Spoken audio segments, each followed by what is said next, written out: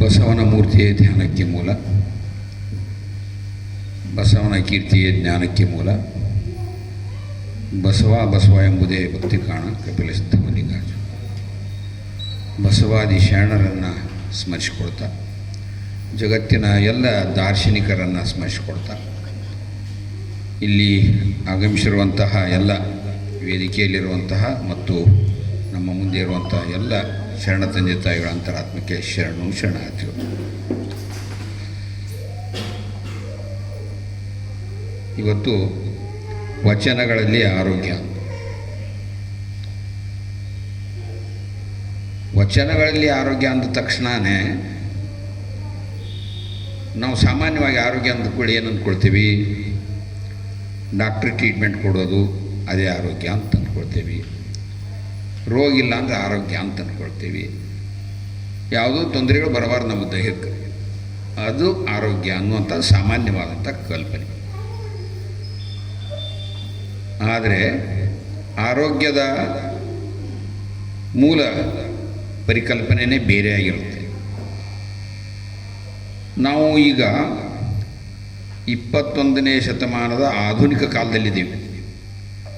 ಯಾವುದೇ ಒಂದು ವಿಷಯವಿರಲಿ ಅದನ್ನು ವೈಜ್ಞಾನಿಕವಾಗಿ ಪರೀಕ್ಷೆ ಮಾಡಿಕೊಳ್ತೇವೆ, ಮನವರಿಕೆ ಮಾಡಿಕೊಳ್ಳಲಿಕ್ಕೆ ನಾವು ಪ್ರಯತ್ನ ಮಾಡ್ತೀವಿ. ಅದು ನಿಜ ಇದೆಯೋ ಸುಳ್ಳಿದೆಯೋ ಅನ್ನುವಂಥದ್ದನ್ನು ಪರೀಕ್ಷೆ ಮಾಡೋದಂಥ ಕಾಲ ಈಗ.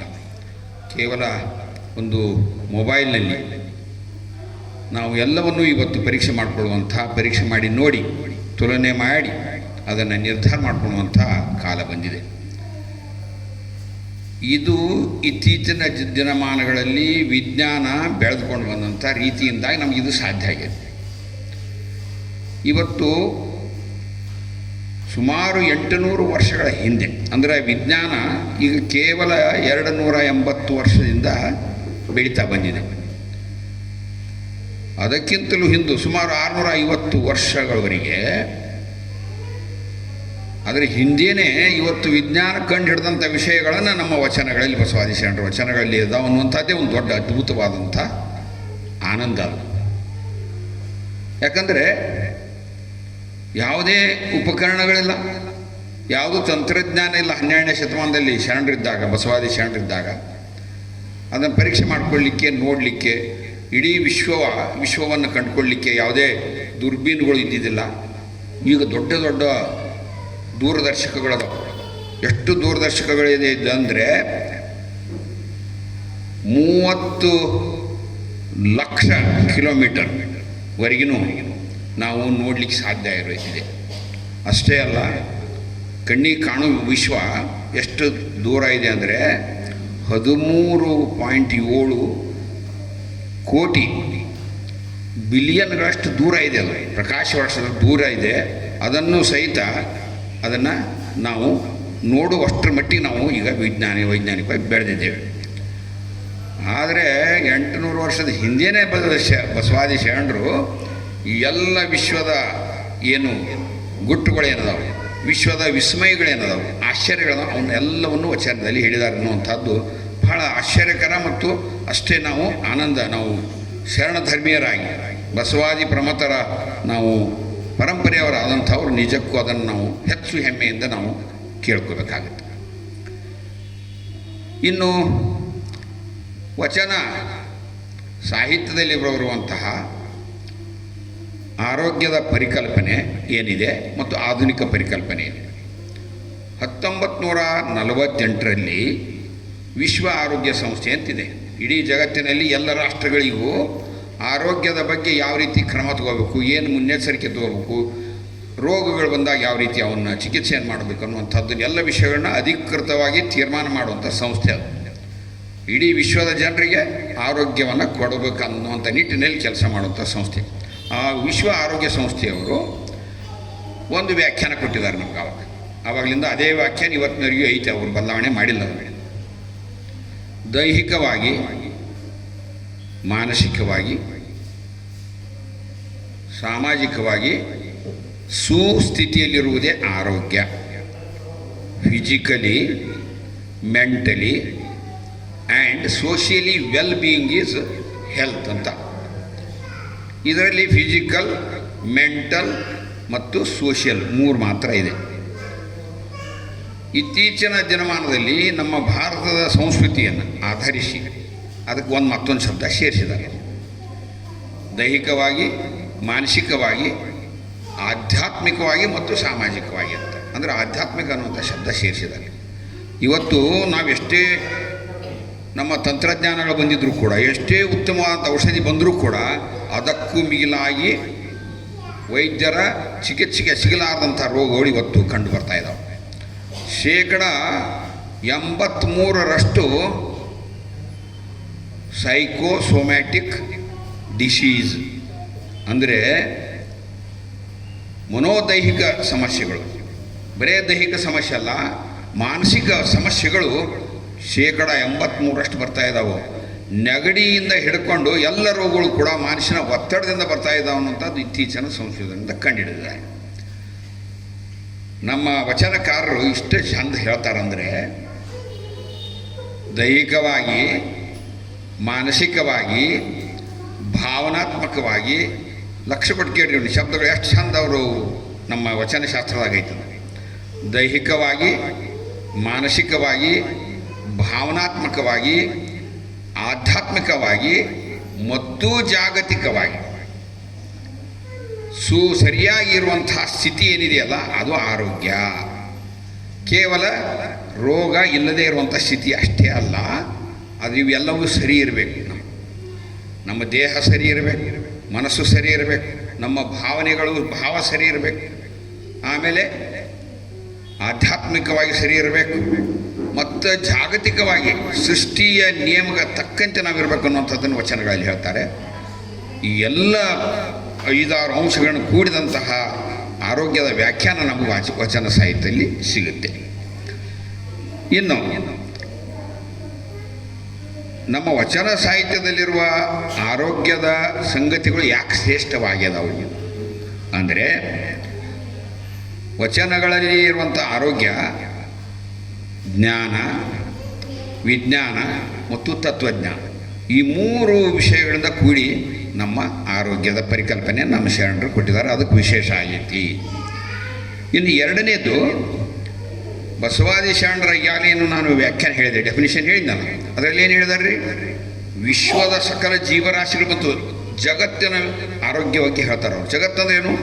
ಕೇವಲ ಮಾನವನಾಗಿ ಮಾತ್ರ ಅಲ್ಲ, ಸಕಲ ಜೀವರಾಶಿಗಳಿಂದ ಹಿಡ್ಕೊಂಡು ದೈಹಿಕವಾಗಿ, ಮಾನಸಿಕವಾಗಿ, ಭಾವನಾತ್ಮಕ, ಆಧ್ಯಾತ್ಮಿಕವಾಗಿ ಸರಿ ಇರಬೇಕನ್ನುವಂಥ ಏನು ಒಂದು ವಿಶೇಷವಾದಂಥ ಪರಿಕಲ್ಪನೆ ಕೊಟ್ಟಾರಲ್ಲ, ಅದಕ್ಕೆ ನಮ್ಮ ಆರೋಗ್ಯ ಕಲ್ಪನೆ, ಶರಣರ ಪರಿಕಲ್ಪನೆ ಭಾಳ ಶ್ರೇಷ್ಠವಾದಂತಹದ್ದು.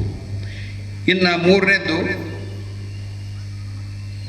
ನಮಗೆ ಕಣ್ಣಿಗೆ ಕಾಣುವಂಥ ಎಲ್ಲ ಜೀವರಾಶಿಗಳು ಅಷ್ಟೇ ಅಲ್ಲ, ಮನುಷ್ಯ ಎಲ್ಲ ಪ್ರಪಂಚದಾಗಿರುವಂಥ ಜೀವರಾಶಿಗಳು ಅಷ್ಟೇ ಅಲ್ಲ, ವಿಶ್ವಾತೀತವಾದಂತಹ ಒಂದು ವಿಶ್ವ ಇದೆ. ನಾವಿರುವಂಥ ಬ್ರಹ್ಮಾಂಡ ಅಲ್ಲದೆ ಇನ್ನೂ ಮೀರಿದ ಬ್ರಹ್ಮಾಂಡಗಳದಾವೆ. ಅದರ ಆರೋಗ್ಯನೂ ಹೇಳ್ತಾರೆ ನಮ್ಮ ವಚನಕಾರರು. ಇದು ಭಾಳ ಅದ್ಭುತವಾದಂಥ ಆಲೋಚನೆ. ಅದಕ್ಕೆ ಅವರು ಆತ್ಮಗಳನ್ನು 3 ಭಾಗ ಮಾಡ್ತಾರೆ. ವಿಶ್ವಾತೀತ ಆತ್ಮ ಅಂದರೆ ಟ್ರಾನ್ಸೆಂಡೆಂಟಲ್ ಸೋಲ್ ಅಂತ. ಅಂದರೆ ನಾವು ಇರುವಂಥ ಏನು ಬ್ರಹ್ಮಾಂಡ ಅಥವಾ ವಿಶ್ವ ಇದೆಯೋ, ಇದಕ್ಕೂ ಮೀರಿದಂಥ ವಿಶ್ವ ಏನಿದೆಯಲ್ಲ ಅದಕ್ಕೆ ಸಂಬಂಧಪಟ್ಟಂಥದ್ದು ಆತ್ಮ ಒಂದು.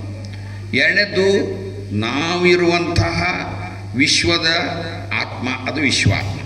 ವಿಶ್ವಾತೀತ ಆತ್ಮ ಒಂದನೇದ್ದು, ವಿಶ್ವಾತ್ಮ ಎರಡನೇದ್ದು. ಮೂರನೇದ್ದು ಜೀವಾತ್ಮ, ಅಂದರೆ ನಾವು ನಮ್ಮಲ್ಲೆಲ್ಲ ಇರುವಂಥ ಒಳಗಡೆ ಇರುವಂಥ ಅಂತರಾತ್ಮ, ಜೀವಾತ್ಮ. ಈ ರೀತಿ ಇದೇ ಕಾರಣಕ್ಕಾಗಿ ನಮ್ಮ ಶರಣರು ಈ ಆತ್ಮವನ್ನೇ 3 ಭಾಗ ಮಾಡಿ ನಮಗೆ ಆರೋಗ್ಯದ ಪರಿಕಲ್ಪನೆಯನ್ನು ಕೊಡ್ತಾರೆ. ಇನ್ನು ಬಹಳ ವಿಶೇಷವಾಗಿ ನಮ್ಮ ಆಯುರ್ವೇದ ಶಾಸ್ತ್ರದಲ್ಲಿಯೂ ಇದೆ ಮತ್ತು ವಚನ ಶಾಸ್ತ್ರದಲ್ಲಿಯೂ ಇದೆ. ಏನು, ಒಬ್ಬ ವ್ಯಕ್ತಿಯ ಆರೋಗ್ಯ ಪರಿಪೂರ್ಣವಾದಂಥ, ಸಂಪೂರ್ಣವಾದಂಥ ಆರೋಗ್ಯ ಸರಿಯಾಗಿರ್ಬೇಕಂತಂದ್ರೆ 4 ಅಂಗಗಳು ಬೇಕು. ನಾನು ಈ ಅಂಗಗಳನ್ನು 4 ಅಂಗಗಳದಾವು. ಅದರ ವಚನ ಸಾಹಿತ್ಯವನ್ನು ಓದಿದಂಗೆಲ್ಲ ನನಗೇನು ಅನ್ನಿಸ್ತು ಅಂತಂದರೆ, ಕೇವಲ ವ್ಯಕ್ತಿ ಅಲ್ಲ, ಜೊತೆಗೆ ರೋಗಕಾರಕ ವ್ಯಕ್ತಿ ಎರಡನ್ನೂ ನಾನು ಇಲ್ಲಿ ಸೇರಿಸ್ಕೊಂಡು ಹೇಳ್ತಾ ಇದ್ದೇನೆ. ಯಾಕಂದ್ರೆ ಭಾಳ ಆಳವಾಗಿ ಓದಿದಾಗ ಅದು ಅರ್ಥ ಆಗುತ್ತೆ, ನಮಗೆಲ್ಲ ಅರ್ಥ ಆಗೋದಿಲ್ಲ. ಒಂದು ಆರೋಗ್ಯವಂತರ ಆರೋಗ್ಯ ರಕ್ಷಣೆ ಮಾಡುವುದು ಒಂದು ಭಾಗ, ಎರಡನೇದ್ದು ರೋಗ ಬಂದಾಗ ಚಿಕಿತ್ಸೆಯನ್ನು ಕೊಡುವಂಥದ್ದು ಎರಡನೇ ಭಾಗ. ಈ 4 ಅಂಗಗಳನ್ನು ಈ 2 ರೀತಿಯ ವಿಧದಲ್ಲಿ ನಾನು ವಿಂಗಡಣೆ ಮಾಡಿ ನಿಮಗೆ ವಿಷಯವನ್ನು ಇವತ್ತು ಕೊಡ್ತೇನೆ. ಮೊಟ್ಟ ಮೊದಲನೇದು, ತಂದೆ ಅಥವಾ ವೈದ್ಯ ಶ್ರೇಷ್ಠನಾಗಿರ್ಬೇಕು, ಯೋಗ್ಯವಾಗಿರ್ಬೇಕು. ಅವನು ತಂದೆ ಯಾಕಿರ್ಬೇಕಂದ್ರೆ ರೋಗ ಬರದೇ ಇದ್ದಾಗ ಮಕ್ಕಳ ಆರೋಗ್ಯವನ್ನು ಕಾಪಾಡಲಿಕ್ಕೆ ನಿಗಾ ವಹಿಸ್ಬೇಕು. ಅವ ನಿಜವಾದ ಯೋಗ್ಯವಾದಂಥ ತಂದೆ. ಇನ್ನು ರೋಗ ಬಂದಾಗ ಚಿಕಿತ್ಸೆ ಕೊಡೋರು ಯಾರು? ವೈದ್ಯರು. ವೈದ್ಯರು ಯೋಗ್ಯವಾಗಿರಬೇಕು, ಅವರು ಆರೋಗ್ಯದಿಂದ ಇರಬೇಕು. ಅವರ ರೋಗಿಷ್ಠರಾಗಿ ರೋಗದಿಂದ ಇರುವಂಥ ಪೇಷಂಟಿಗೆ ಚಿಕಿತ್ಸೆ ಮಾಡೋಕ್ಕೆ ಸರಿಯಾಗಿ ಆಗೋದಿಲ್ಲ. ಅದಕ್ಕೆ ಯೋಗ್ಯವಾಗಿರಬೇಕು. ನಿಮಗೆ ಹೇಳ್ತೇನೆ, ಎಷ್ಟು ಅದ್ಭುತವಾದಂಥ ಒಂದು ವಚನ ಇದೆ. ಈ ವೈದ್ಯನ ಯೋಗ್ಯ ವೈದ್ಯ ಹೆಂಗಿರಬೇಕು ಅನ್ನೋದಕ್ಕೆ, ನಾನಾ ಜೀವಂಗಳ ನಿಮಿತ್ತವ ಪ್ರಮಾಣಿಸಿ ತನ್ನಾತ್ಮಸಿದ್ಧಿಗಾಗಿ ತಾ ಮಾಡಿದ ಔಷಧ ಪ್ರಸಿದ್ಧವಾಗಿ ವ್ಯಾಧಿಯ ಚಿತ್ತವನರಿದು, ಅಂದರೆ ವ್ಯಾಧಿ ಹೆಂಗೈತೆ ಅಂತ ತಿಳ್ಕೊಬೇಕು, ಅವನು ಸರಿಯಾಗಿ ಅರ್ಥ ಮಾಡ್ಕೋಬೇಕು. ವೈದ್ಯವ ಲಕ್ಷಿಸಬೇಕು, ಚಿಕಿತ್ಸೆ ಮಾಡೋದನ್ನು ಗಮನದಾಗ ಇಟ್ಕೊಂಡು ಇವನ್ನೆಲ್ಲ ಇಟ್ಕೊಂಡು ಚಿಕಿತ್ಸೆ ಮಾಡಬೇಕು. ಅವ ಮುಂದೇನು ಹೇಳ್ತಾರ?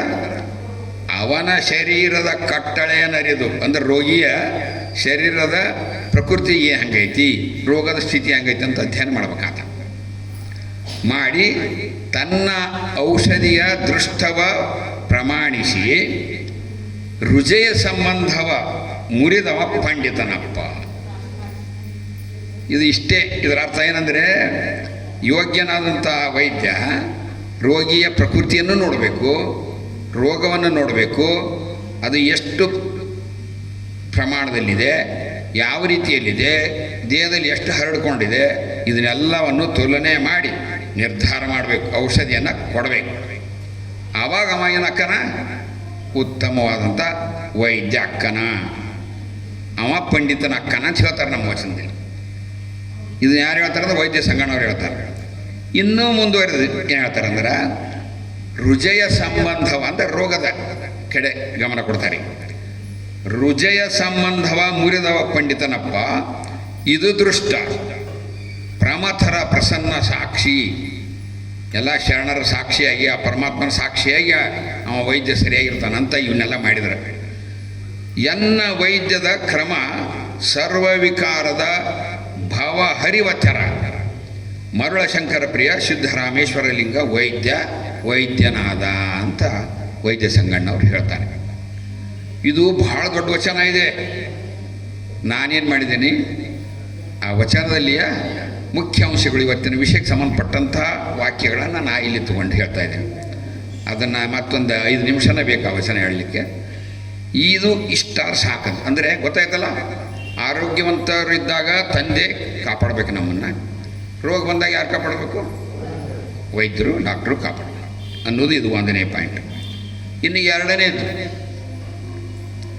ಆಹಾರ ಮತ್ತು ಔಷಧಿ ಹೆಂಗಿರಬೇಕು? ಶಕ್ತಿಯುತವಾಗಿರಬೇಕು, ಪೌಷ್ಟಿಕಯುಕ್ತ ಅಂಶಗಳಿಂದ ಪೌಷ್ಟಿಕಾಂಶಗಳಿಂದ ಕೂಡಿರಬೇಕು. ಅಂದರೆ ಆಹಾರ ಪೌಷ್ಟಿಕಾಂಶಗಳಿಂದ ಕೂಡಿದಂಥ ಪೌಷ್ಟಿಕ ಆಹಾರ ಇರಬೇಕು. ಚಿಕಿತ್ಸೆಯ ಔಷಧಿ ಹೆಂಗಿರಬೇಕು? ಅದು ಬಲವಾಗಿರಬೇಕು. ರೋಗವನ್ನು ಗುಣಪಡಿಸುವಂಥ ಶಕ್ತಿ ಸಾಮರ್ಥ್ಯ ಆ ಔಷಧಿಯಲ್ಲಿ ಇರಬೇಕು ಅನ್ನುವಂಥದ್ದು 2ನೇ ಪಾಯಿಂಟ್. ಇಲ್ಲಿ ಆಹಾರ ಸರ್ವಜ್ಞ ಒಂದು ವಚನ ಹೇಳ್ತಾನೆ, ನನಗೆ ಬಹಳ ಆನಂದ ಆಗಿಬಿಡ್ತಾನೆ ನೋಡಿ ಆ ವಚನ. ತಕ್ಕ ಗಿಡದಿಂದ ರುಜೆ ಪಕ್ಕನೆ ಆಡೋಗಿ ಹೇಳೋದು. ಎಷ್ಟು ಸುಲಭವಾಗಿ ಹೇಳ್ತಾರೆ ಅವರು, ಸಾಮಾನ್ಯ ಮನುಷ್ಯನ ಸಹಿತ ಅರ್ಥ ಮಾಡ್ಕೋದು. ತಕ್ಕ ಗಿಡವನ್ನು ಕೊಡಲರಿಯದವ, ಅವ ಸರಿಯಾಗಿ ಅರಿಯಲಾರ್ದವ ಇದ್ನಂದ್ರೆ ವೈದ್ಯ, ಅವ ಕೊಡು ಮಾತ್ರೆ ಅಂದರೆ ತಕ್ಕ ಗಿಡವನ್ನು ಕೊಡಲು ಅರಿಯದವ ನವ ಮಾತ್ರೆ ವೈಕುಂಠ ಯಾತ್ರೆ ಸರ್ವಜ್ಞ.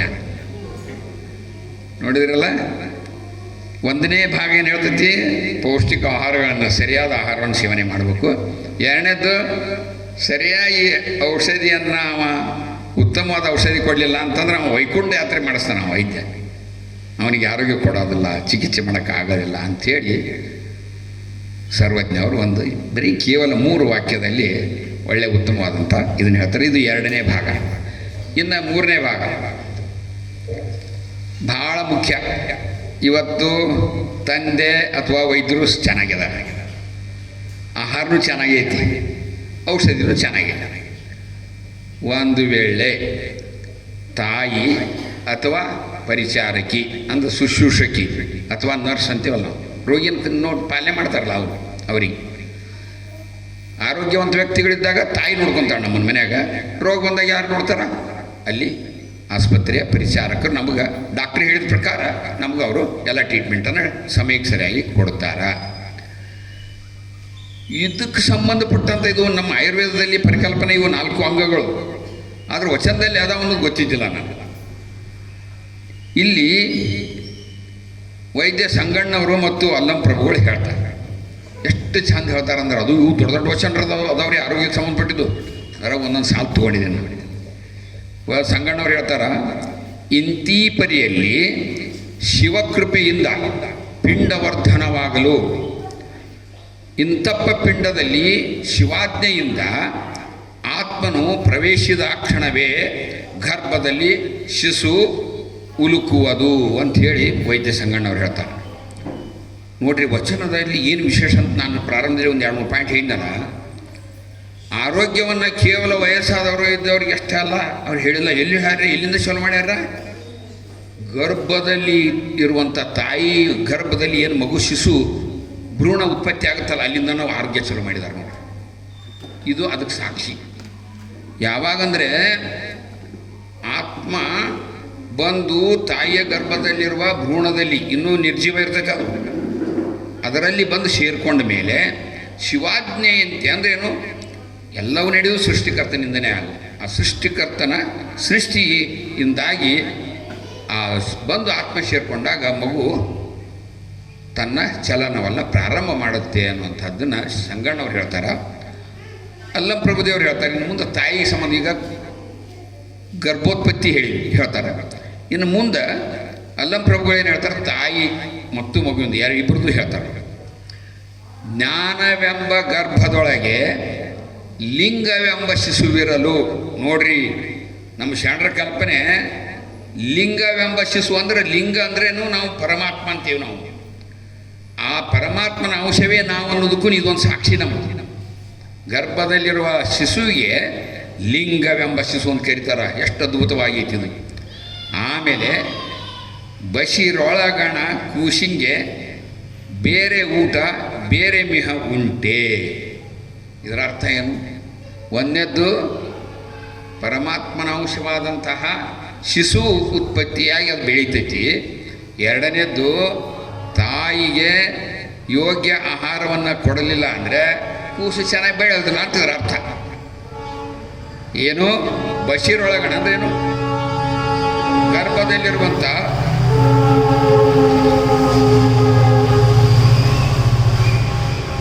ಗರ್ಭದಲ್ಲಿರುವಂಥ ಕೂಸಿಗೆ ತಾಯಿಯ ಮೂಲಕನೇ ಆಹಾರ ಹೋಗೋದಲ್ಲಿ, ಬೇರೆ ಆಹಾರ ಕೊಡಕ್ಕೆ ಆಗೋದಿಲ್ಲ ಮಗುವಿಗೆ. ಅದನ್ನು ಹಿಡಿದಾರಲ್ರಿ, ಅದ್ಭುತವಾದಂಥ ಅವರು. ಎಷ್ಟು ಏನೋ ತಂತ್ರಜ್ಞಾನ ಇಲ್ಲದಾಗನ ಅವರು ಶರಣರು ಈ ಪರಿಕಲ್ಪನೆಯನ್ನು ಕೊಟ್ಟಿದ್ದಾರೆ.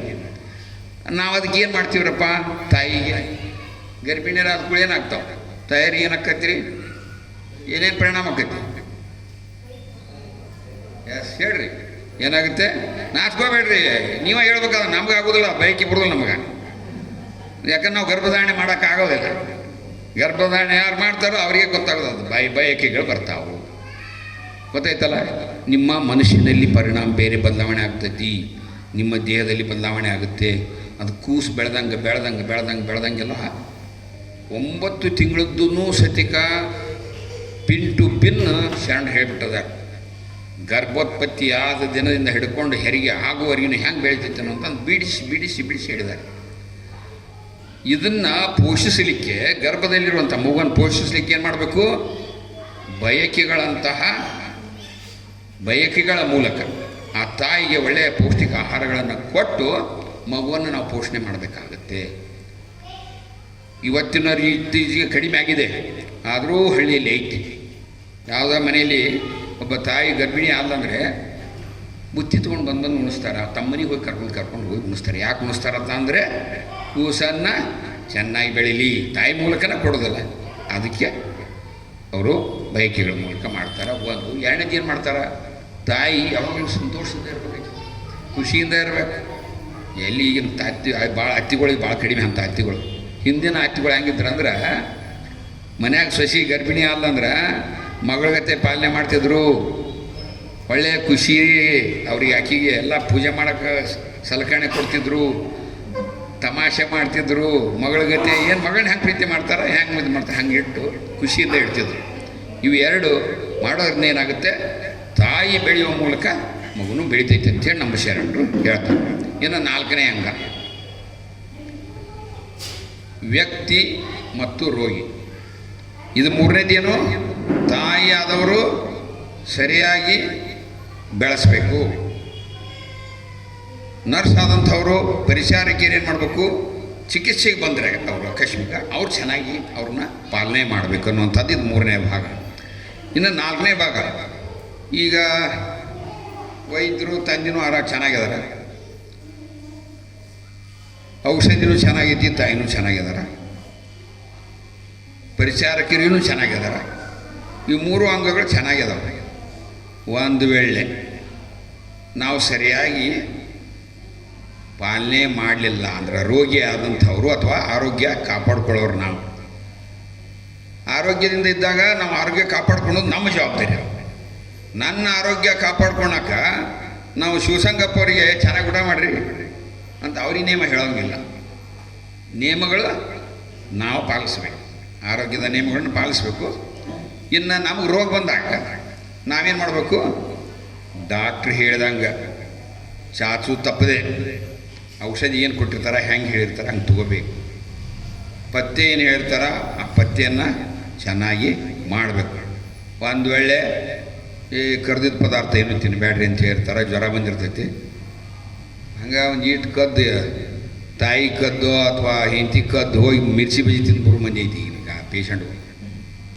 ಬಾಯಿ ಕೆಟ್ಟೈತೆ ಅಂತ ಹೇಳಿ ತರಿಸೋದು ಅವನ್ನೇ ತರಿಸ್ತಾರೆ, ಆಸ್ಪತ್ರೆಗೆ ತರಿಸೋದು ನೋಡಿ ಅನ್ನ. ಅದಕ್ಕೆ ರೋಗಿ ಆದಂಥವ್ರು ಏನಪ್ಪ ಅಂದರೆ ತನ್ನ ರೋಗ ನಿರ್ಮೂಲನೆ ಆಗ್ಬೇಕಾದ್ರೆ ಅವ್ನ ಕರ್ತವ್ಯ ಏನಪ್ಪ ಅಂತಂದರೆ ವೈದ್ಯರು ಹೇಳ್ದಂಗೆ ಸರಿಯಾಗಿ ಔಷಧಿ ತೊಗೋಬೇಕು, ಅವ್ರು ಹೇಳಿಕೊಟ್ಟಂಥ ರೀತಿಯಲ್ಲಿ ಆಹಾರ ಪದಾರ್ಥಗಳನ್ನು ತೊಗೋಬೇಕು, ಅವ್ರು ಹೇಳಿಕೊಟ್ಟಂಥ ರೀತಿಯಲ್ಲಿ ಪಥ್ಯವನ್ನು ಮಾಡಬೇಕು, ಅಂದ್ರೆ ಅವ ಗುಣ ಆಗ್ತಾನ. ಇದು 4 ಭಾಗಗಳು ಮುಗಿತು. ಈಗ ನಿಜವಾಗಿ ಸಮಗ್ರ ಆರೋಗ್ಯದ ಒಂದು ವ್ಯಾಖ್ಯಾನ ಐತಿ, ವಚನದಲ್ಲಿ ಐತಿ. ಆ ವಚನ ಒಂದು ಸಾಕು. ಈ ಒಂದು ವಚನವನ್ನು ನಾವು 100ಕ್ಕೆ 100 ಪಾಲಿಸ್ಬಿಟ್ರೆ ನಮಗೆಂದೂ ರೋಗನ ಬರೋದಿಲ್ಲ. ರೋಗ ಬಂದಿದ್ರು ಸದ್ಯ ನಾಶ ಆಗಿ ಹೋಗೋದೈತೆ. ಏನು ಹೇಳ್ತಾರೆ, ಇದು ಯಾರು ಹೇಳ್ತಾರ, ನಮ್ಮ ಅವ್ವ ಜಗದಕ್ಕ ಅಕ್ಕ ಮಾದೇವಿ ಹೇಳ್ತಾರೆ. ನಿಮಗೆ ಗೊತ್ತಿದ್ದ ವಚನ ಅದ, ಆದರೆ ನಾವೆಷ್ಟು ಪಾಲಿಸ್ತೀವಿ ಅನ್ನೋದನ್ನು ನೀವ ಪರೀಕ್ಷೆ ಮಾಡ್ಕೊಳ್ಳಿ. ಆಹಾರವ ಕಿರಿದು ಮಾಡಿರಣ್ಣ, ನಿಮಗೆಲ್ಲ ಬರ್ತೈತಿ ಹೇಳ್ತೀರಾ, ನಾ ಸುಮ್ಮನೆ ನಿಲ್ತೇನೆ. ಆಹಾರವ ಕಿರಿದು ಮಾಡಿರಣ್ಣ, ಆಹಾರವ ಕಿರಿದು ಮಾಡಿ ಆಹಾರದಿಂದ ವ್ಯಾಧಿ ಹಬ್ಬಿ ಬಲಿಬೋದಯ್ಯ. ಆಹಾರವನ್ನು ಸರಿಯಾಗಿ ತೊಗೊಂಡ್ರೆ ಆರೋಗ್ಯವಾಗಿರ್ತೀವಿ, ಮತ್ತು ಆಹಾರದಿಂದನೇ ರೋಗನೂ ಬರ್ತೈತಿ. ಇದು 1ನೇ ಭಾಗ. ಇನ್ನು ಮುಂದೆ ಆಹಾರದಿಂದ ನೋಡ್ರಿ ಏನೇನಾಗುತ್ತೆ, ಆಹಾರದಿಂದ ಪರಿಣಾಮ ಏನಾಗುತ್ತೆ ನಮಗೆ, ನಿದ್ರೆ ಬರ್ತೈತಿ, ಮಬ್ಬು ಉಂಡ್ಕೊಳ್ಳೆ ಬರ್ತೈತಿಲ್ಲ, ಕಾಣ್ಕೊಳ್ತೈತಿ, ತಿಂದ್ಕೊಳ್ಳಿ ಏನಾಗುತ್ತೆ ನಮಗೆ ಮಬ್ಬು ಬರ್ತೈತಿ, ಏನು ಮಾಡೋಕ್ಕಾಗಲ್ಲ ನಮಗೆ.